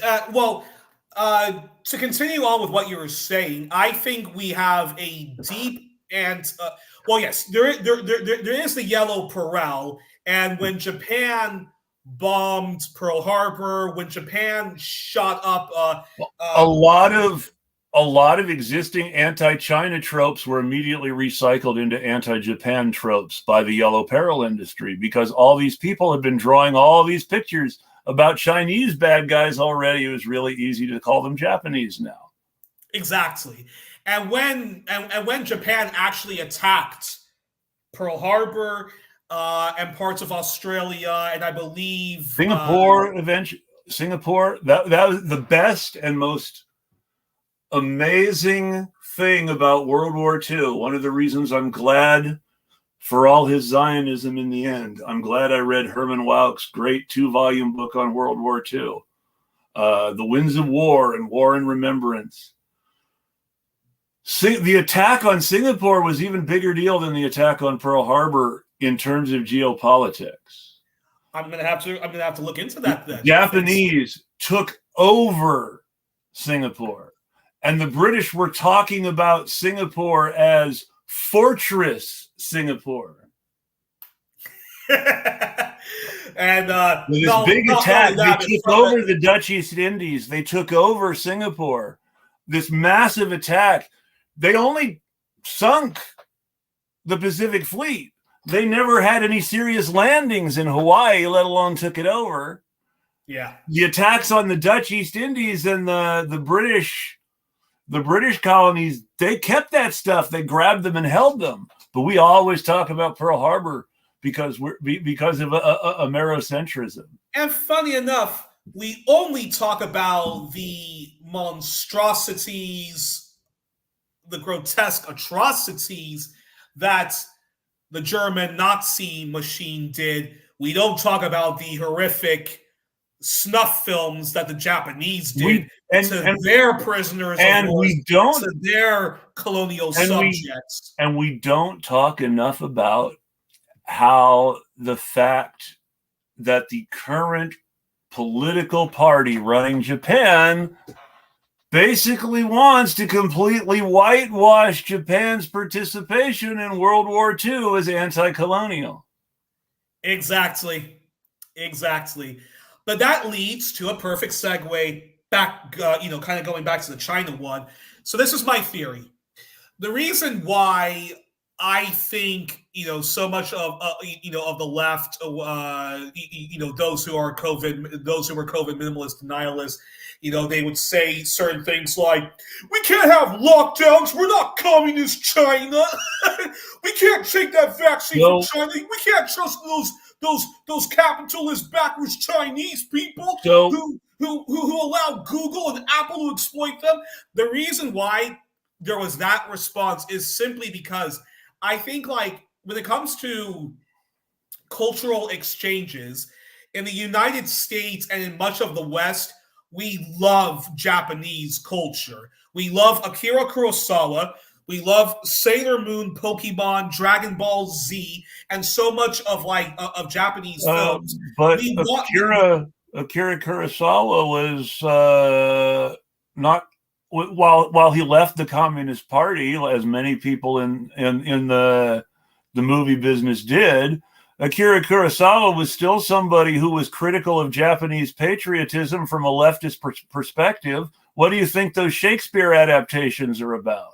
Well, why do you think why do you think certain factions of the Japanese elites and the media and even the Japanese critics had an issue with Akira Kurosawa? Because they thought he might be a communist. Because he was one of the many people in artistic circles who had been a member of the Communist Party in the World War II period. Because in his case, because he was opposed to, his father was opposed to the war, and so he was still involved in communism in the post-World War II period at the beginning of his career, as many artistic people were, because it was anti-fascist. And folks, watch one of the greatest films of all time, one of the greatest films you'll ever watch in your life, Seven Samurai. There's a great scene where one of the samurais speaks out against past atrocities samurais have done to peasants, which was Kurosawa's way of apologizing for what Japan had done to their colonial subjects during World War II. They keep a version of that speech, and I'm surprised they did it. But then again, the Mirisch Corporation was an independent organization that was outside the studio system, so they could get away with shit as long as the money people believed in it, and they believed in the Magnificent Seven. But the American remake of Seven Samurai put it in the Old West, the Magnificent Seven, holds on to Kurosawa's politics. And Yul Brynner's last speech at the end is he's looking at her and he says, "We didn't win. The farmers won. But we never win. We always lose." Because he's talking about the actual soldiers who fight in wars as much as he's talking about the professional gunfighters, only 3 of whom survived helping the farmers fight the bandits. That the soldiers always lose no matter who wins the war. It sounds to me as if you're sort of saying to me, Youri, I know you hate Western films because you're an ally to indigenous people, but do check out The Magnificent Seven. The Magnificent Seven is worth watching just because Yul Brynner is such an amazing actor, number one. And if you've seen the sequels with their kind of crappy production values, then you miss out on just how amazing the Mirisch Corporation was in that breaking away from the studio period, where they were willing to spend studio level money on independent projects because they really, the people who ran the production house really bought into these silly, corny ideas about art being revolutionary, even if they weren't revolutionaries themselves. And Yul Brynner was a guy who cared so much about the members of his family that he left behind in Russia, that the work he did for Armed Forces Radio during World War II was not the handy-dandy glamour stuff. He did reports on the Pacific War between the U.S. and Japan in Russian for a Russian communist audience. In fact, there's a Hollywood actress. 1 second. There's okay. I got her name. There's for history buffs, especially people who are interested in the old school. This is true. I hate to interrupt. Yeah, it was more to do with rich libertarian money stuffing the indie left wallets than anything academic as anti-China ideology. Now, definitely. Now, that is why someone like Max Blumenthal believes in anti-China conspiracy theories, because his wallet with the whole lab leak theory, you mean? But that factions of that But factions. Wait. Let's explain it. From what I yeah, heard from reading the websites I was reading at the time was factions of American corporations, part of the military industrial complex. This is your Google, this is your Apple, this is your Teslas.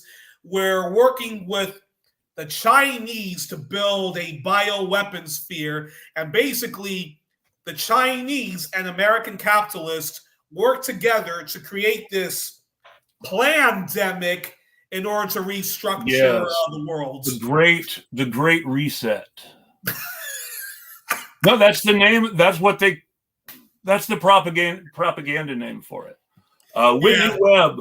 Whitney Webb is a huge believer in Great Reset theory. And Great Reset, the Great Reset is basically code for, and it's a shame, and this is why I've always been just a little bit leery of Mint, despite the good stuff they do. The Great Reset is just another rehash of Judeo-Bolshevism. Well, also this obsession that because another like That's why anti RFK Jr. says that Jewish people can't get COVID, by the way. Jewish people and Chinese people can't get COVID, according to RFK Jr., but black people and white people can. And so it's a bioweapon. because the bioweapon is specifically made to eliminate Specifically made to destroy white and black people for the benefit. Well, he doesn't, RFK Jr. doesn't say this, but obviously this is what his supporters are saying in their little Nazi meetings on their own. Yeah. That it's a bioweapon designed to kill white and black people for the benefit of Jewish people and Asians, just like what's going on in Harvard. We told you so. But also this obsession that a lot of the COVID denialist pseudo leftists have is also because a lot of them think that China is also a capitalist country that's not a real socialist country because they allow big tech and whatever to exploit their workers, blah blah blah blah blah and so forth. Anyone who wants to anyone who has who harbors that sort of thinking, just watch my playlist on all things China, watch my interview with Jay Watts, former central organizer of the Communist Party of Canada. Watch that interview and my long day interview because it took the entire day. But watch my 2-part interview with Fiona Sib, Anglo-Chinese of Singaporean background, and that will teach you everything you need to know about China through a post-colonial Marxist-Leninist. I will say, and this is something that I have to be very careful how I say this because I always piss both sides off with this one again, too. Well, about China, you mean? China. Go ahead. China is not the good guy, which is not to say they're the bad guy either. Yeah. But there is a very Western thinking about China is divided into yellow peril thinking and China will save us thinking. Yes. And you have people in the American Party for Socialism and Liberation who will take a pro-China line that is every bit as slavish as the pro-Khrushchev line taken by the original tankies.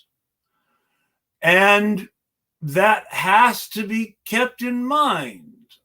At the same time, the worst criticisms of China leveled by the left are mostly, the worst criticisms of China leveled by the liberal West are lies told by the liberal West because they don't like the Chinese Communist Party.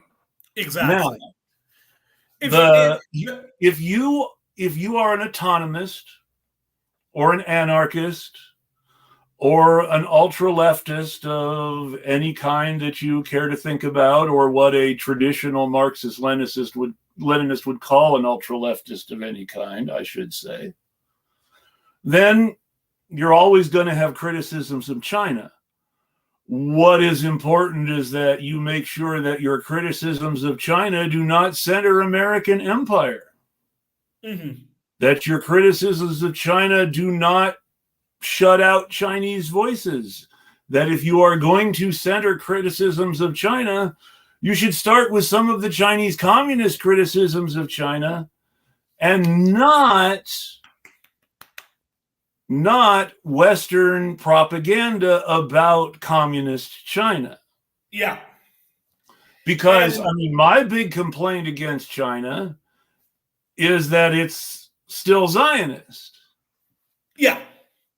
And a whole lot of people who follow a sort of PSL foreign policy line would have you believe that China that China is the best friend. China is pro-Palestine and anti-Israel in an unequivocal way, and that's just not true. Yeah, no, I actually agree with you on that, and it's like with Russia. Russia is a Zionist country. Putin loves Netanyahu. The only country that comes close to sending as many settlers to Palestine as the United States is Russia. Exactly. But on China, where I find a lot, where to continue on with where all of the anti-China derangement syndrome is is coming from, is yes, it's rooted in the yellow peril, and call it neo yellow peril if you want. But I also think it's because of this. Now, despite lots of anti-communist leftism, Cuba, I find, is the exception because there is a big Latinx left, black left movement in the U.S. and diaspora, which defends Cuba's record and the rights of Cuba's self-determination. Let's be honest, because I can say this as someone who comes from an anarchist background. If you're at all educated about the actual realities of Cuba and the way their political system works and the way that it interacts with the Communist Party as opposed to the Communist Party just choosing candidates and things like that. If you're actually reasonably familiar with the way the Cuban system works, then as an anarchist, you should have fewer beefs with Cuba than any other country in the world. Yeah. Cuba successfully changed their constitution in major ways where it comes to children's rights, non-custodial parents' rights, the rights that parents shouldn't have over their children, queer rights, trans rights. Cuba passed these reforms because a grassroots movement in the streets was able to convince them that they should put it to referendum, and when they put it to referendum, it passed. But also, I'm a believer that we need to move beyond. I'm a believer that we need to move beyond anti-communist leftism for a variety of reasons. But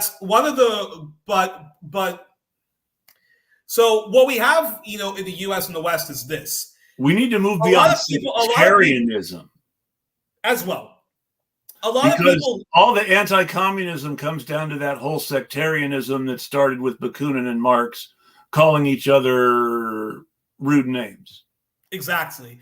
But with Cuba, because Cuba is, is an island nation, it is a Latin American country, there's enough of a Latinx and also Black diaspora in which people are okay with Cuba because they like the culture and because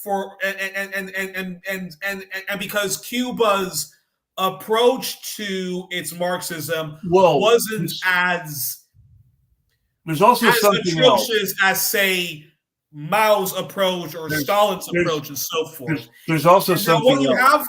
what you have with this, with the former Soviet Union and the Warsaw Pact is they did not have a good public relations system.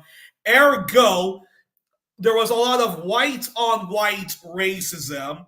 On top of that, you also just had a lot of black leftists and leftists of all different colors who simply rejected anything that came out of the Soviet Union, the Warsaw Pact, even if it was great countries like Yugoslavia, because of the whole anti-communist leftism of the Chomskys of the world, George Orwell's, Trotskyists of all different flavors, including the best ones, like our friends at the World Socialist Web. Murray Bookchin, who may have written who may have written some of the work most important for the actual potential of human survival in the age of climate change,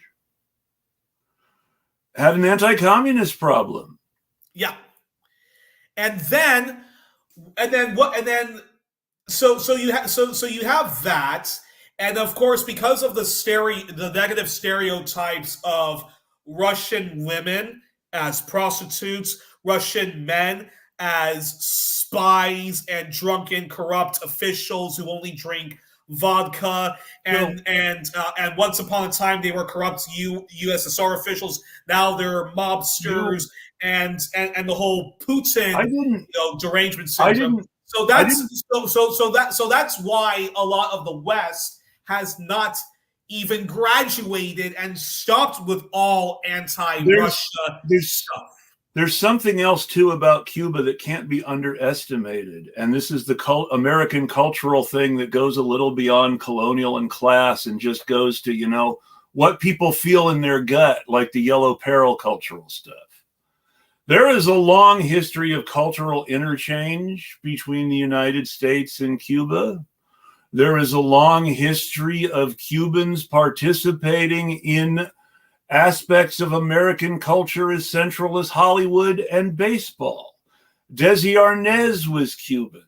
Some of the biggest stars in both the major and the Negro leagues in the 1930s were Cuban. Cubans were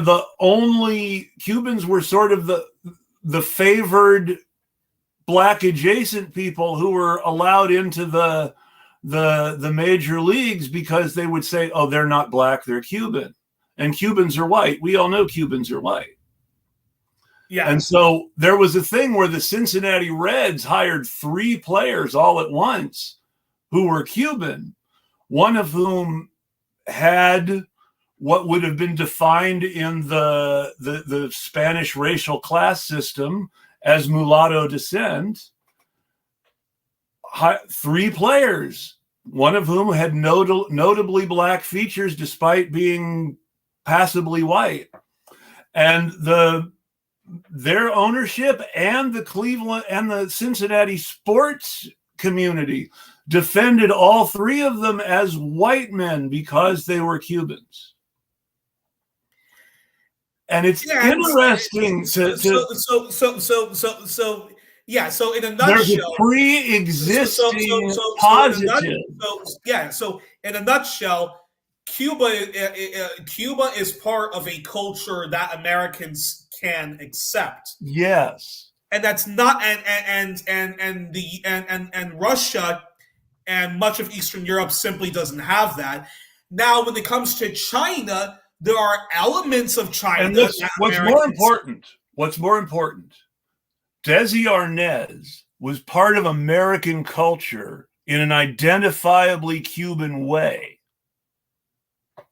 In the same way, and this is why racists are willing to interact with black people on a basic level. This is why racists can vote for Barack Obama. This is why racists can be friends with black people.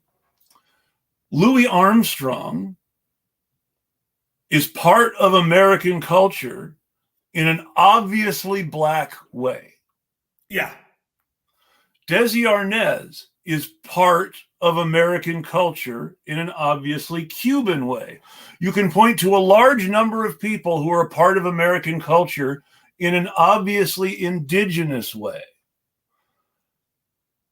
When Asian people are presented in American culture, it is either as someone who is completely assimilated and is no longer identifiably Asian, or it is as a yellow peril villain, the other.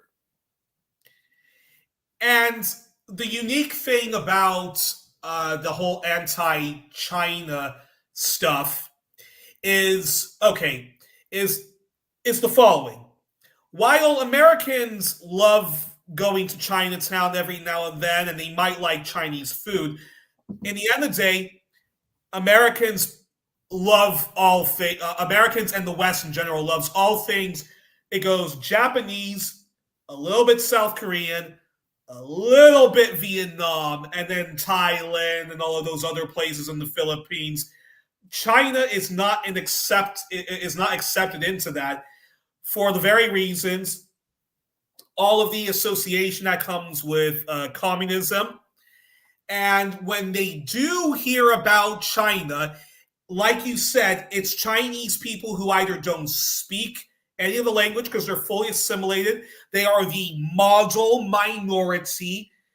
Many of them are affluent bourgeoisie or very rich, or the small-time business people who subscribe to Americanism. Some will even engage in anti-black. Some of them will even engage in anti-black racism, or some of them will even say capitalism has worked for me, and China should be more capitalist than Marxist. The only person who has been part of American culture in an obviously Asian way is Bruce Lee. Yeah, and Jackie Chan to an extent. Jackie Chan is Chinese, though. Jackie Chan is Chinese. Now, Jackie Chan has come to American culture as part of America's interaction with Hong Kong colonial culture, which is very different than interaction with Chinese than interaction with Chinese daily life. There is a lot of stuff in Jackie Chan's Hong Kong movies that ties into Chinese tradition and folklore and history. There is none of that in his American movies. His American movies are funny guy with accent kick butt. Exactly. In fact, Jackie Chan is very interesting, just like Bruce Lee, for the following reasons. Let's start with Bruce Lee first before but that's the real big difference, is that I don't think anybody thinks of Jackie Chan as American. Whereas everybody thinks of Bruce Lee as American. And Bruce Lee, now many people claim that this biopic about Bruce Lee was heavily fictionalized in the racism Bruce Lee experienced in the U.S. and him wanting to move to Hong Kong and stay in Hong Kong and Greater China because he was tired because he didn't like the racism.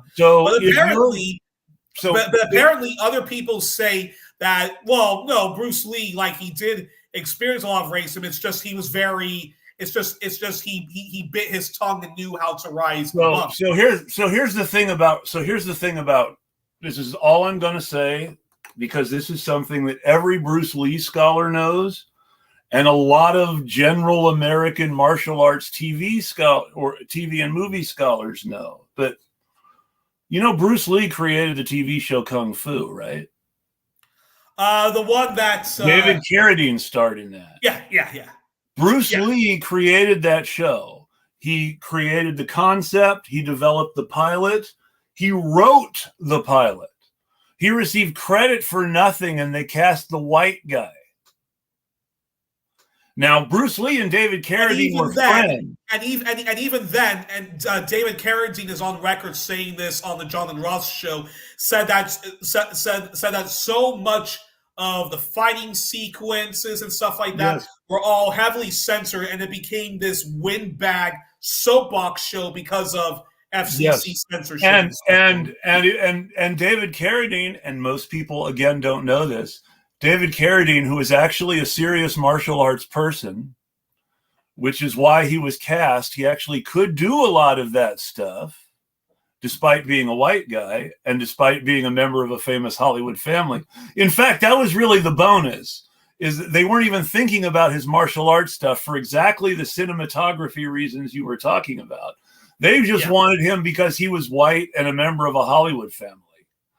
But he knew the martial arts stuff and was very offended when they cut up the martial arts scenes. And ironically, he was one of Bruce Lee's students. He had a great deal of respect for Bruce Lee, and he was very upset and often bitched at people on set. One of the reasons Kung Fu didn't last so long about getting Bruce Lee involved. And it's just all. But this is what, and apparently, and when you talk about the racism that Bruce Lee faced, this is one of those ironic things. Bruce Lee had done several movies in the United States. None of them became popular. Mm-hmm. When he moved to Hong Kong and started his film career there, the public of Hong Kong and China loved it, and then they became more popular in the U.S. because of that. Now, Jackie Chan, very interesting what you were saying about Jackie Chan. Jackie Chan is on record as saying he does not like the movies he's done in America, even though he had a great time shooting with Chris Tucker, Owen Wilson. He says he loves shooting those films, but he doesn't like American. He loved meeting Will Smith and working with Will Smith's son, but he doesn't recommend anyone actually watch The Karate Kid. Now, here's an interesting thing. Jackie Chan is not very popular amongst the pro-Anglo-American Hong Kong diaspora and those who are willing to be bootlickers for Western imperialist color revolutions, because Jackie Chan can smell through the bullshit, actually remembers Hong Kong when it was under the boot of British colonialism, and simply just doesn't go on to get along. He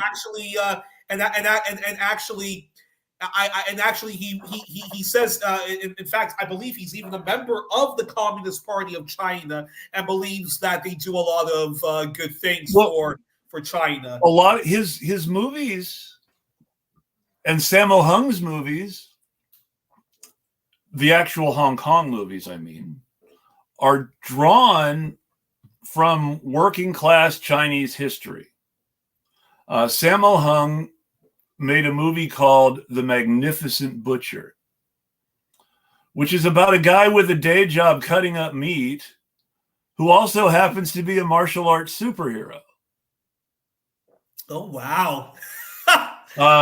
Jackie Chan's famous. Now, this character, this butcher cutting up meat, who also happens to be a martial arts superhero, is one of the students of a major Chinese historical and cultural figure who is the equivalent of sort of John Wayne, in the sense that he's a real person and there's all this mythology that grew up around him. But he was a martial arts teacher who taught a lot of people. Jackie Chan's famous movie, The Drunken Master, is about this guy learning drunken boxing, which he laughed at, from some bum on the street. And it's got this very working class vibe, despite being shot as a comedy. And it's the same thing with The Magnificent Butcher. But Jackie Chan's character in The Drunken Master is the teacher, the same character as the teacher of Sammo Hung's character in The Magnificent Butcher. The actor who plays Sammo Hung's teacher in The Magnificent Butcher in a very small role had a whole career playing that guy in Hong Kong cinema. He had a whole career playing this guy in Hong Kong movies. Jet Li started his career playing this guy in a series called Once Upon a Time in China, in which one of the characters, his sidekick, is Sammo Hung's character in The Magnificent Butcher. Can you wonder why Jackie Chan doesn't like his American work compared to his Chinese work? Even his funny, stupid movies have this huge cultural significance. Yeah. Incredible. Anywho, but so long story short, yeah, China, a lot of the diaspora, the American dream did work out for them. The Australian Canadian dream did work out for them. The working class family had a small restaurants. They made sure that their kids were very educated and went to their overpriced schools, and they later went to go work in banks and stuff like that. Now it's very interesting though, and simply we've not had China's not like exported a lot of their culture, and it's not been received as well as Japan has with anime, the Kurosawas of the world, manga, and stuff like that. The best superhero movie ever made is a Jet Li movie. That you have to watch in subtitles. Let me see if I can find the name of that movie. In fact, and while you're searching for that, and while you're searching for that, I'll just explain that. But what's very interesting, though, about the pivot to Asia, the new wave of the xenophobia industry, the new yellow peril directed at China. What I find very interesting, though, about the response to this new imperial project and this deadlier Cold War is that so much of the Chinese left in the diaspora communities have been mobilizing very well to say, not in our name, we will not engage in model minority bullshit, and not in our name will you wage a war on our Chinese people at home and have us forced to choose between Westernism and China. I find that's been very inspiring, and many immigrant communities and diaspora communities can learn a lot from what the Chinese community in Australia, New Zealand, America, Canada are doing right now in mobilizing against the pivot to Asia. So. Yeah, no, it is the movie I was thinking is Black Mask is the name of the movie. It's a Hong Kong starring Jet Li. It is one of the best superheroes ever made. It is basically a Hong Kong riff on the Green Hornet, except with Kato, but with Kato as the hero. In fact, his costume looks like looks like Kato's superhero chauffeur uniform in the Green Hornet. So it's almost like because, and this is important to understand, the Green Hornet, which of course Bruce Lee starred in, his one big American success before going to Hong Kong, and it was canceled fairly quickly. The Green Hornet, because of Bruce Lee's popularity, is somewhat edited and shown in Hong Kong as the Kato Show. Interesting. And it's done in such a way that the white guy's sidekick is obviously the real hero. Interesting. That's the way they dub it. They give it that irony in Chinese and Hong Kong English. Sort of a Jeeves and Wooster. Anywho, I find that very fascinating, and I would encourage your audience.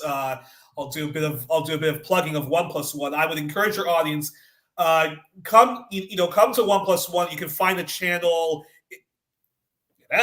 and watch my playlist, All Things China, and you'll find a lot of fantastic Chinese American, Anglo-Chinese leftist voices. And I would be very curious, your audience's response to my day-long two-part interview with my friend Fiona Sim, who I'm hoping to visit uh, in London this week, and my interview with my friend Jay Watts, the former central organizer of the Communist Party of Canada, and now one of the members of Mexico Solidarity, which tries to educate the left on what's happening in Mexico under AMLO and Claudia Sheinbaum, and tries to mobilize people to, be involved in anti-imperialist movements.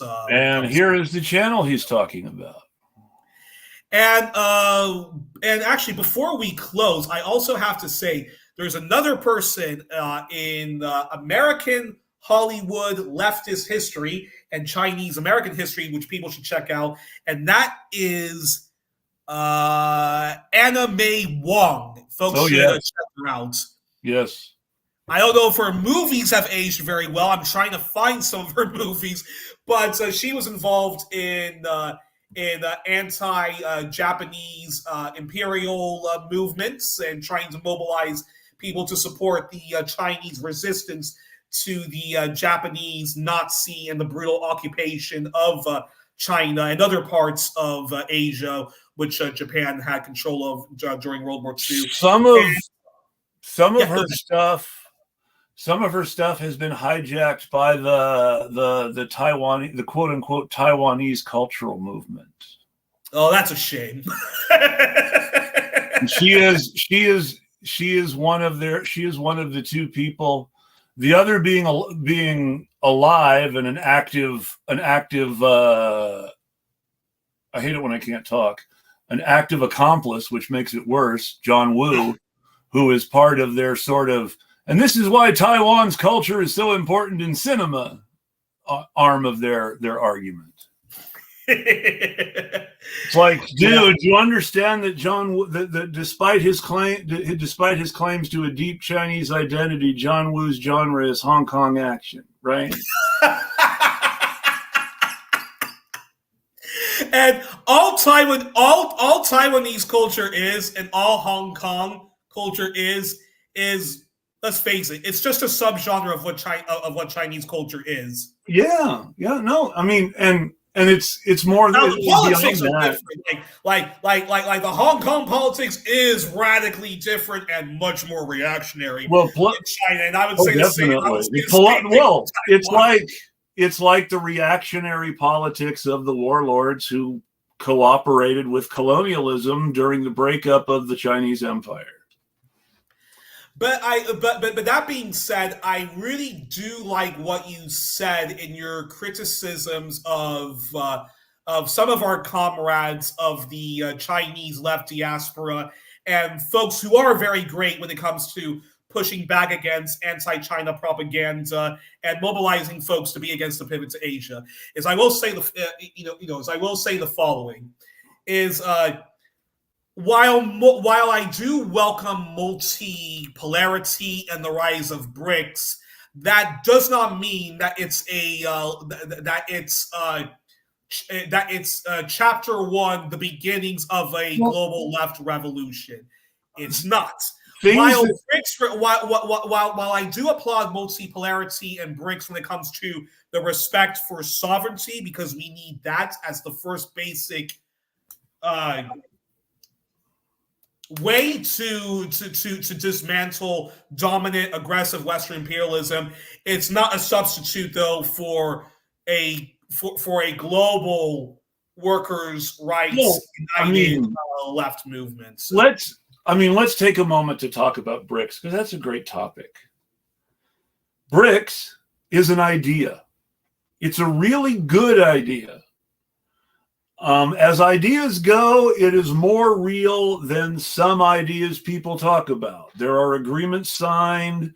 There has been some effort to follow through on some of those agreements. But let's talk about what BRICS is and isn't.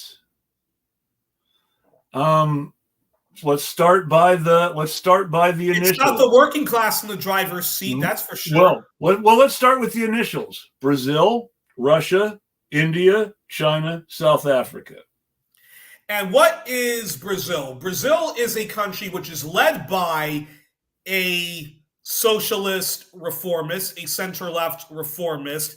but he does not have control over his House and Senate, and often has to make compromises with the reactionary, libertarian, democratic elites. And the military and the federal police force are riddled with reactionaries who have gladly cooperated with people like Bolsonaro in the past.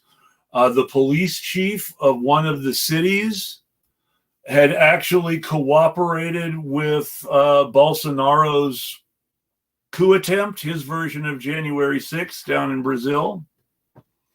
There's a lot of high-level shenanigans going on in the Brazilian government. Exactly. Lula. And on top of that, let's talk about Lula. Well, that's Brazil in a nutshell, and we'll have to do that's Brazil. And let's also remember that Brazil is a country that went from being the most powerful country in the Western Hemisphere, an economic and military rival of the United States at the time just before the Civil War, to being a colonized country despite itself being ruled by colonizers. And many of the problems that America faces and other settler colonial countries, yes. Brazil has all those problems. Even in the Latin American context, Brazil is still facing those problems, whether it comes to Brazil's cultural engagement with slavery is very similar to America's cultural engagement with slavery, for good and bad. It's treatment of indigenous people like a caste system in which they are the Dalits and the Untouchables. That still is very much alive. Yes. Well, then you have Russia, which is a right-wing nationalist ethno-state. And Russia sometimes, not as much as its Eastern European neighbors, but Russia is very much the worst of both worlds when it comes to fiscal conservatism and social conservatism, or as I prefer to call it, social regressivism. Well, as I call it, fascism. That social conservatism is the fascist part of the equation. If you just have economic conservatism, that's liberalism. But when you throw that social conservatism in too, that's when you get the fascism. Now, China, to me, it is a communist country. It engages in communist practices. Where I would criticize China when it comes to foreign policy from the left is, while I respect China's respect for all people's sovereignty, regardless of whether they're far left, far right, social democratic, capitalist, and whatnot. But at the same time, going back to what you were saying about Palestine, China can do so much more advocating for a democratic, secular, one-state solution. China can do so much more using its special UN powers as a permanent member, say with veto rights. Imagine if China, in protecting Haiti from Western imperialism. Imagine the most obvious refutation of China and Russia are behind Iran and the Palestinians. The most obvious refutation of that is that China and Russia have never once used their UN Security Council privileges to veto anything that would hurt Iran or the Palestinians the way the US has to protect Israel. So that would be my criticism of China, as well as not doing much in going after grotesque abuses that the mining industry engages, whether it be in Congo, where an ethno-nationalist Paul Kagame is running roughshods over Congo, violating sovereignty. And while they don't do enough to defend them from the West, China's relationship with Iran leads many pro-China people to then refer to Iran as a revolutionary state, when in fact Iran is a counter-revolutionary state whose relationship with China is another legitimate left criticism of China. Iran represses its own communist parties. And all the exactly, and so much more I could say about Iran, which we're going to say for another time. Now, when we talk about India, right? India. Now, when we talk about India, now let's go. Let's start with the obvious. India, China, history of hostility, Cold War on the level of the U.S. and the Soviet Union, but it hasn't ended. Periodic military posturing on the level of the Cuban Missile Crisis, but it happens more often, and there have actually been shooting wars.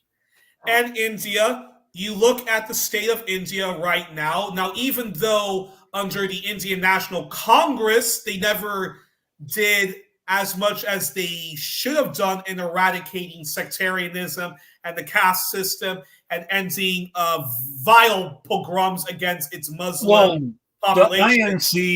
The INC versus BJP problem is like the Democrats versus the Republicans problem. Exactly. The Republicans peddle hard white supremacy and the Democrats peddle soft white supremacy. The BJP peddles hard Hindu nationalism and the INC peddles soft Hindu nationalism. But It's still white supremacy when both parties do it in the U.S., and it's still Hindu nationalism in India. And you only have to look at the very, very visible, grotesque inequality, the urban poverty, the rural poverty, and the many grotesque practices of the caste system to know that India is far from advancing the kind of there is socialist revolution that it deserves. I hate to give right wingers credit for everything, but there is a passage in one of Tom Clancy's books where he takes a great deal of time going through some of the high points of Indira Gandhi's career and several other Indian leaders to point out that India's claim to be the largest democracy in the world is full of shit. wait. And this is this is Tom Clancy. This is Cold War neoconservative Reagan fan Tom Clancy saying that India's claim to being the world's largest democracy is full of shit because of all the crap their government has done to their people. Now, it's hilarious because, of course, he loves Ronald Reagan. And last but not least, in this club of bricks is South Africa, where a very, very tiny white minority still controls all the wealth. Social apartheid. No. 80% of the wealth. The whole point of the new democratic South Africa is that about 20% of the capitalists are black now, and they have the same equal rights to oppress the rest of the population as the white capitalists. Exactly. Yeah, and so that is bricks in a nutshell for you. Now, again, the respect for sovereignty, that's very good, and that's and South Africa sticking their neck out and taking Israel, which was a supporter of racial and economic apartheid, taking Israel to court to defend the Palestinians. That's good. And China does do a lot of very positive things with its economic diplomacy. Yes, it does. However, and Lula and it's the same thing with Lula, although he sucks on Haiti. Good economic policy aside, a friend of mine who lived a large portion of his life in Samoa would tell you that China's help still carries the problem that the infrastructure the Chinese build is still better at getting stuff to China than it is about getting stuff to other parts of Samoa. Yeah. And in fact, other people will complain, including, and this is just me hearing secondhand stuff from my mother talking to people in Congo. They say that, while we do welcome China building much needed infrastructure and so forth, China is still working with our corrupt governments, Yes. collaborating with that piece of shit, Paul Kagame, and not doing anything when it comes to Hey, addressing environment, let's and not doing anything when it comes to addressing environmental concerns and so forth. total change of subject for our last segment, because we nobody ever talks about Africa enough. Paul Kagame was reelected recently. Yeah. Now, I say Paul Kagame was He runs reelected unopposed, recently. so yeah. Well, so I'm going to get into the election in a moment, because that's an important topic too. But what I want to start with is thank you. Well, by the way, thank you for wanting to cover it, because many people do not cover it, and the few white leftists that do cover it, like Ann Garrison, who Black Agenda Report gives a huge platform to, or my friend Eve Engler, who's basically a self-funded independent historian and journalist. So thank you for wanting to cover Rwanda.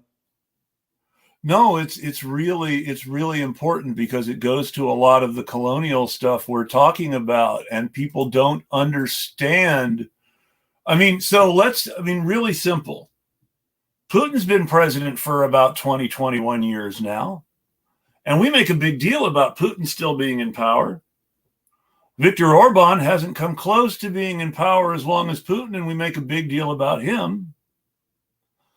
We make a big deal about people in France and the UK who've never even been elected, and ignore how reactionary Macron and the British Labour Party are.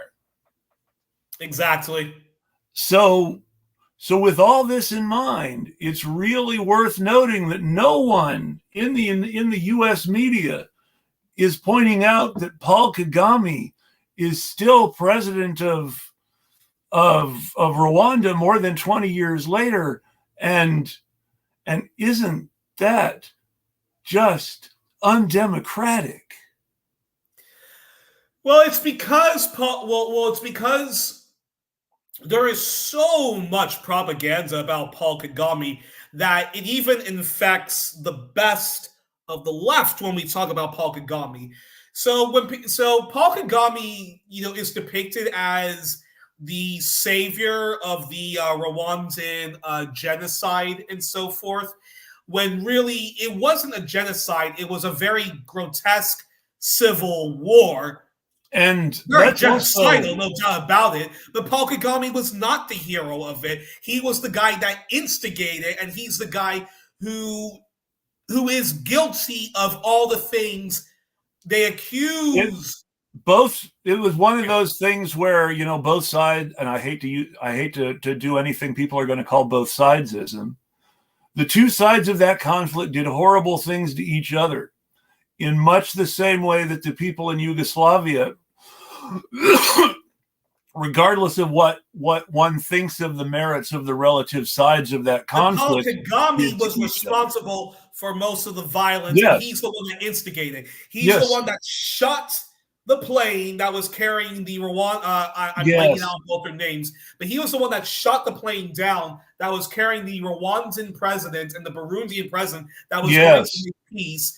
Yes. And the supposedly white savior Canadian of the story, Romeo Dallaire, he helped coordinate with Paul Kagame to eradicate his enemies, including those who did not want to subscribe to his ethno-nationalism. And he later, people who fled the violence, he chased them into Congo. He overthrew Mobutu, installing his own puppets, Laurent Kabila, when he said to Kagame and Youri Museveni, you guys got to get out of my country now. They murdered him and replaced him with his bootlicker's son, Joseph Kabila.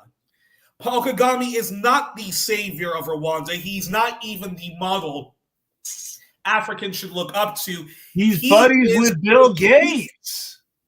And he is, to the core, Western imperialism's favorite, ultimately, favorite white face, black face, white yes, mask, or however, ultimately, goes.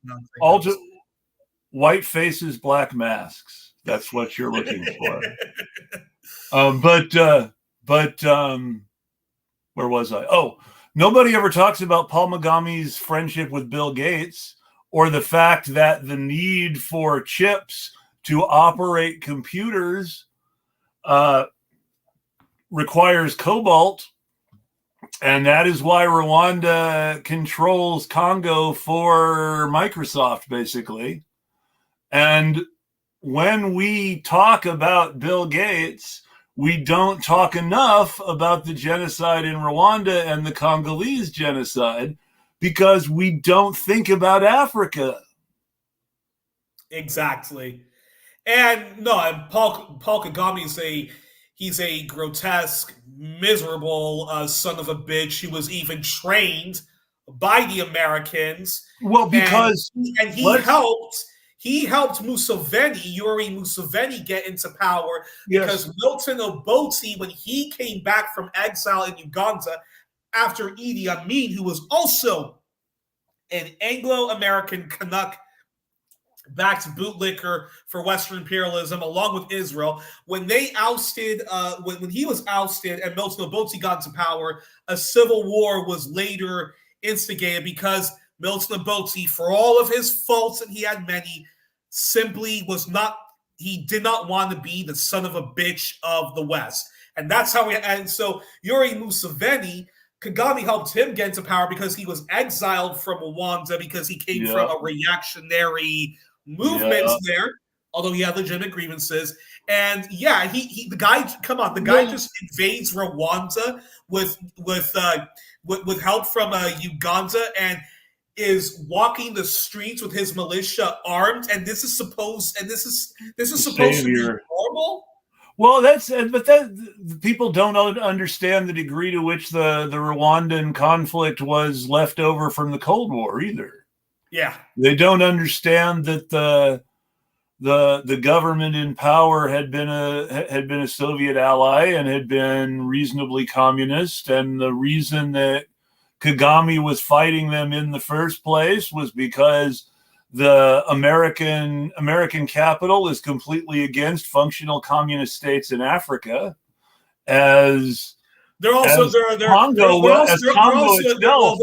they're also against modest reformers like Patrice Lumumba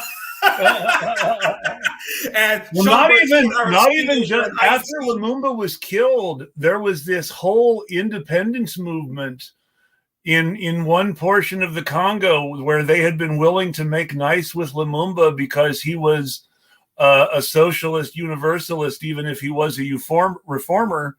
And after the government started getting more right wing, they're like, okay, no, we need independence, and they got smushed. Well, actually, no. Actually, no. It's the other way around.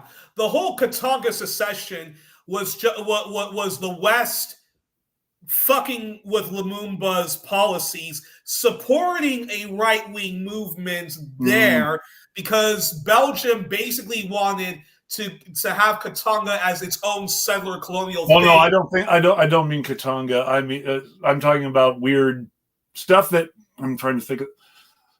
Stuff that Westerners would depict as tribal, Yeah. on an even smaller level. I can't remember the name. They were actually communists, and they had been willing to work with Lumumba, but they kept fighting after he died, and they got wiped out. I have to remember the name of the group.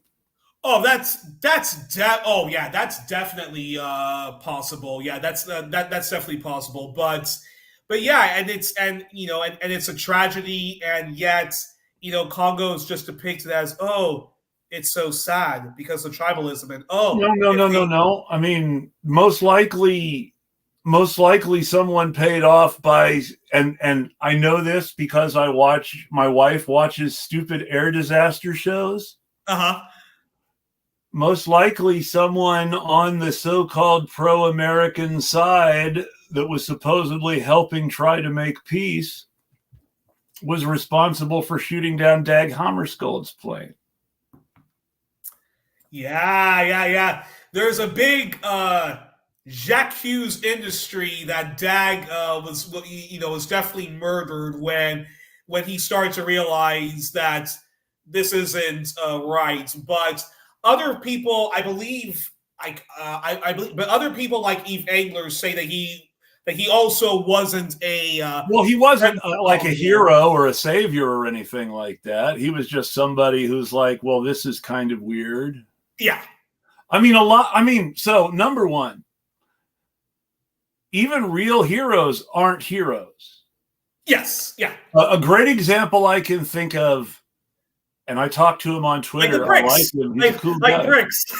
Well, yeah, but Frank Serpico. The movie Serpico with Al Pacino was made about him. Frank Serpico was the guy who testified about police corruption in New York. Heroic, right?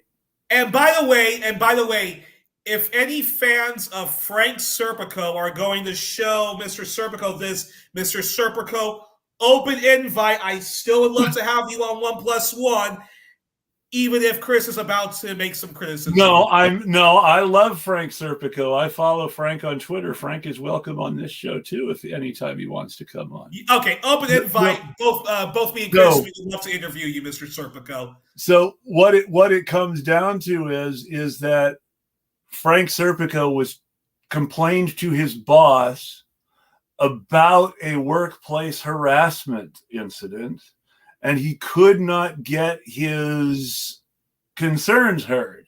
Now, the reasons he could not get his concerns heard are because, yes, there were corrupt cops on the force. The corrupt cops wanted him to take money. He did not want to take money. He refused. The corrupt cops harassed him because he didn't take money. However, it should be noted that Frank Serpico did not go out of his way to report police corruption. He started by reporting the workplace harassment incident. His boss told him, and this is amazing, I can't imagine a boss doing this today. Things have changed so much, especially a cop boss. But his boss told him, the reason you're being harassed is because you're not taking the money. If we press your harassment claim, you're going to have to talk about the corruption stuff too. And he was saying, okay, don't press the harassment claim, just get me a transfer. So in other words, he was like most police officers, he was willing to cover up to a point to protect the organization. He was an institutional man to the point that he didn't go out of his way to call out the institutional problem. He was concerned about the consequences. He didn't want to take money. He thought it was wrong. And he didn't think he should be harassed because he didn't take money. He thought that was wrong. But he was not going out of his way to report the corruption. He was trying to be a team player. But ultimately, he and his boss ended up reporting the corruption because it was the only way to deal with the workplace harassment that would not stop, because they were not willing to take live and let live for an answer. They demanded he participate in the corruption directly.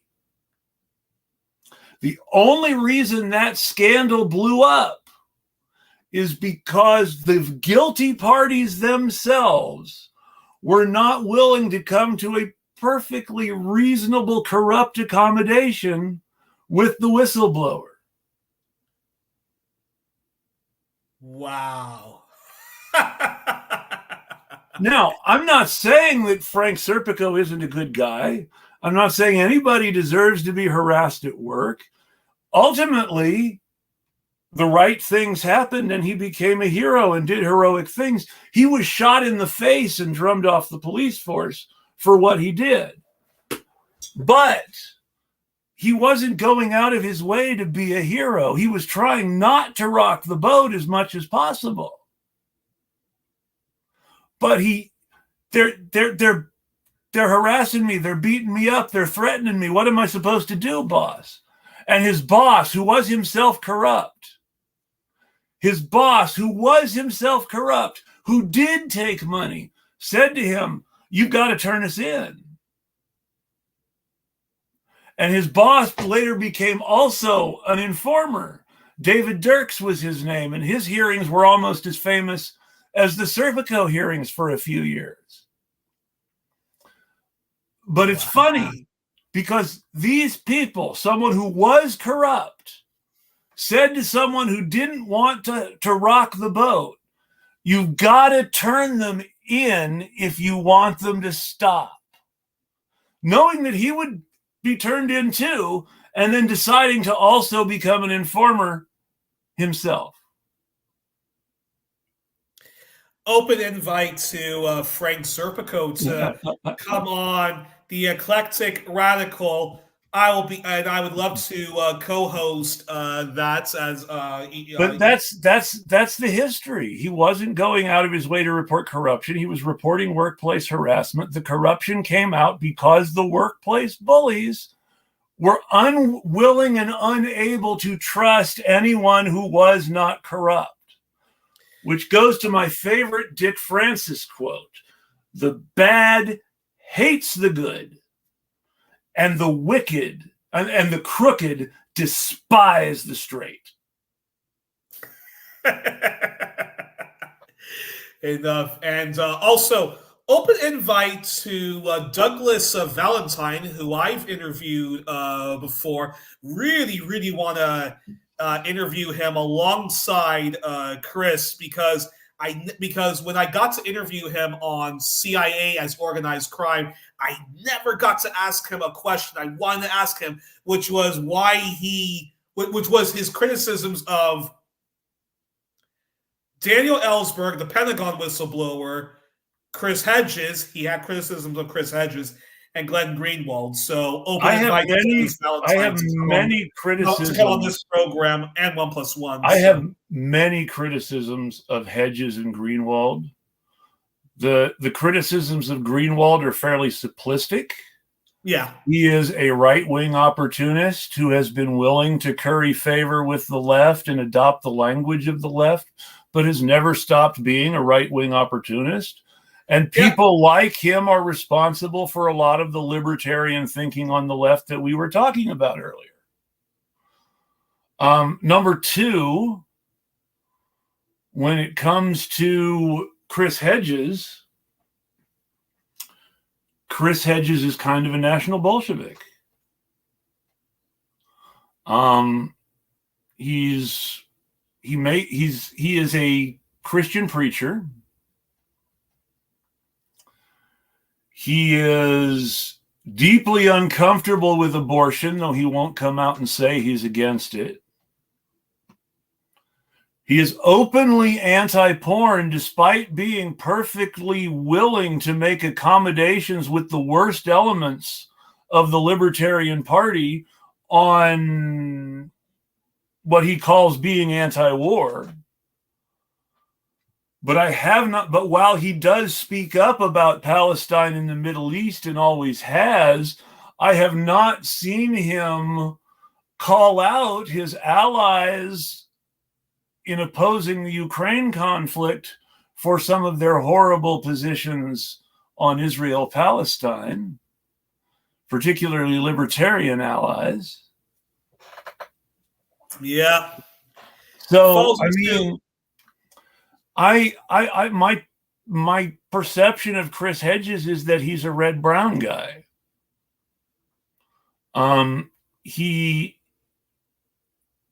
He does not have his frame of reference is idealistic because he is focused on the higher truth of the religion he professes, rather than the deeper material meaning of the religion he professes. Yeah. And the deeper the deeper material meaning of Christianity is that usually the heretics are right.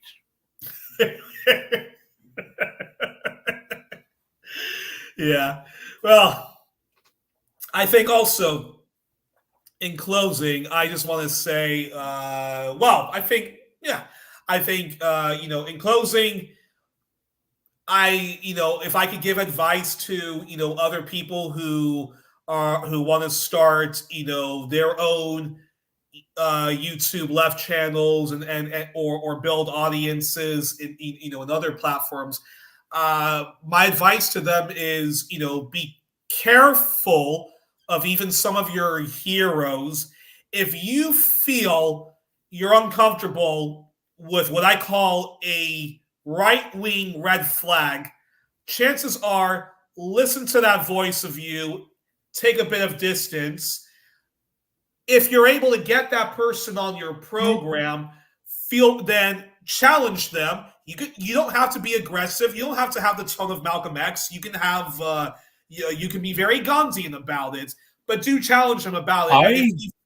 And if you feel that that your heroes are starting to go down the right wing rabbit hole, then it's time to close the book on them and find people who are much more consistent and sincere. And if you're making excuses for leaders, that's not very communist. In fact, you're now part of a cult. And cults can exist anywhere and everywhere. And and again, I think when it comes to China, folks mobilize against the pivot to Asia, and there's great organizations, no shortages of them, like World Beyond War, Code Pink, Pivot to Peace, the International Manifesto Group, Hamilton Coalition to Stop the War, the Canadian Peace Congress, and No Cold War. Again, I will say, while I like Code Pink and I have a great deal of respect for what they do, Medea Benjamin is at least friendly to a lot of the bottom unity people like Chris Hedges and Jimmy Dore and such, and the fact that she has not broken ties with them as they have gone more offensively right wing is a bit worrisome to me. Medea, if you want to respond to Chris's criticisms, feel free. No comments. No. But also in closing, so yes, mobilize against the new. Don't be like me. And even if you do have criticisms of China, just remember the Western imperialists do not have your interests at heart, even if they may do a good job at weaponizing legitimate grievances. And keep in mind that if you are trying to build an audience and you're like me and you criticize people who already have audiences, it will actually hurt your audience growth. And I do this knowing that because I can't help myself. But my problems aside, to quote my friend Solomon Kamajan, one of his great collection of essays, some which you can find on Your World News and Black Agenda Report, unapologetically outspoken. Yeah, but I've found that there is the problem of collegiality is difficult to escape. Because collegiality, which sounds great in theory, ultimately comes down to valuing professional influence cliques more than values. And if you're putting people that you are in a fiduciary or organizing relationship with over values, they're actually exploiting you in a fairly grotesque way. And I try to be consistent. I'm not always perfect, and I'm definitely not always right, but I try to be consistent about my values, and I try to learn from my mistakes and not make the same mistakes more than I have to. Also, remember, folks, keep calm. Free Palestine. Man. Keep calm and do it like this. Keep calm, folks, and Free Palestine.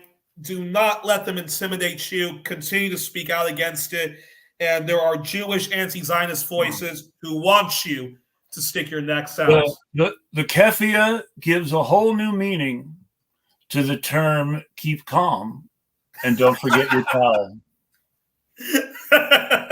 Exactly. So, on that note, I want to thank everyone for joining us. Thank you, Youri. Once again, I've gone longer than I intended to. Likewise. I was planning us to do a 2-hour. I was aiming for 2, and then maybe it'll be 2.5. And it's going to be 3. Oh well. It's okay. People are hungry. People really are hungry for stuff like this. So I hope so. If Moderate Rebels, the best episode went on for 4 hours long, and the final moments was just Ben Nordson. Well, I always see Due Dissidents doing these these hours and hours long all day spaces and streams, and I'm like, well, I'm less problematic than them, so I should probably keep talking. They're doing it. Exactly. And Chris, I just want to say it was an honor to be on your programs. I'm so glad that my fever was acting up, and the more we talked, the more like it went. So all good, and looking forward to coming back on the program. Whenever it's possible, and always. And peace, love, and happiness to your audience, folks. The pandemic is not gone, so do wear your hospital masks. Do get vaccinated if you get the chance, and if you don't get vaccinated, just don't be an asshole and prop up right-wing reactionary douchebags and grifters. And at the very least, I'm going to reference Twitter controversy again and say, at the very least, if you publicly admit to giving someone COVID and that person later dies, and you put a big portion of your identity on that person being dead, don't be surprised if someone drags up the fact that you gave them COVID and accuses you of being partly responsible for their death. Just saying. Hashtag just saying. Well, anywho, it was great, and my love to your audiences, power to the people, death to libertarianism, power to the people, death to settler colonialism, including Zionism, and power to the people, and the people united will never be defeated. And if you ain't going to vote for Joe Biden, just don't vote for Donald Trump. Exactly. In fact, in the perfect world, don't vote for duopoly candidates. Imagine how embarrassed they would be if they were all ready to declare their winner and Jill Stein got enough electoral votes that they couldn't declare a winner. I mean, I endorse the Party for Socialism and Liberation. I do not endorse any it's party. Very important, but it is very important that people do support Dr. Jill Stein, because I don't have a problem with her in the Green Party. And if they get that fight, and it is very important that people vote for them, because if they get that 5%, I do not endorse any party at this time. I believe that all American leftist parties have the same problem, which is they are sectarian and won't talk to each other. Exactly. And the only way around that is to form a new group that's willing to talk to all of them. The problem is that a new group then becomes another new group and risks more sectarianism. So it takes careful thought. The left's wonderful tradition of ripping themselves apart. Well, so, I mean, on the plus side.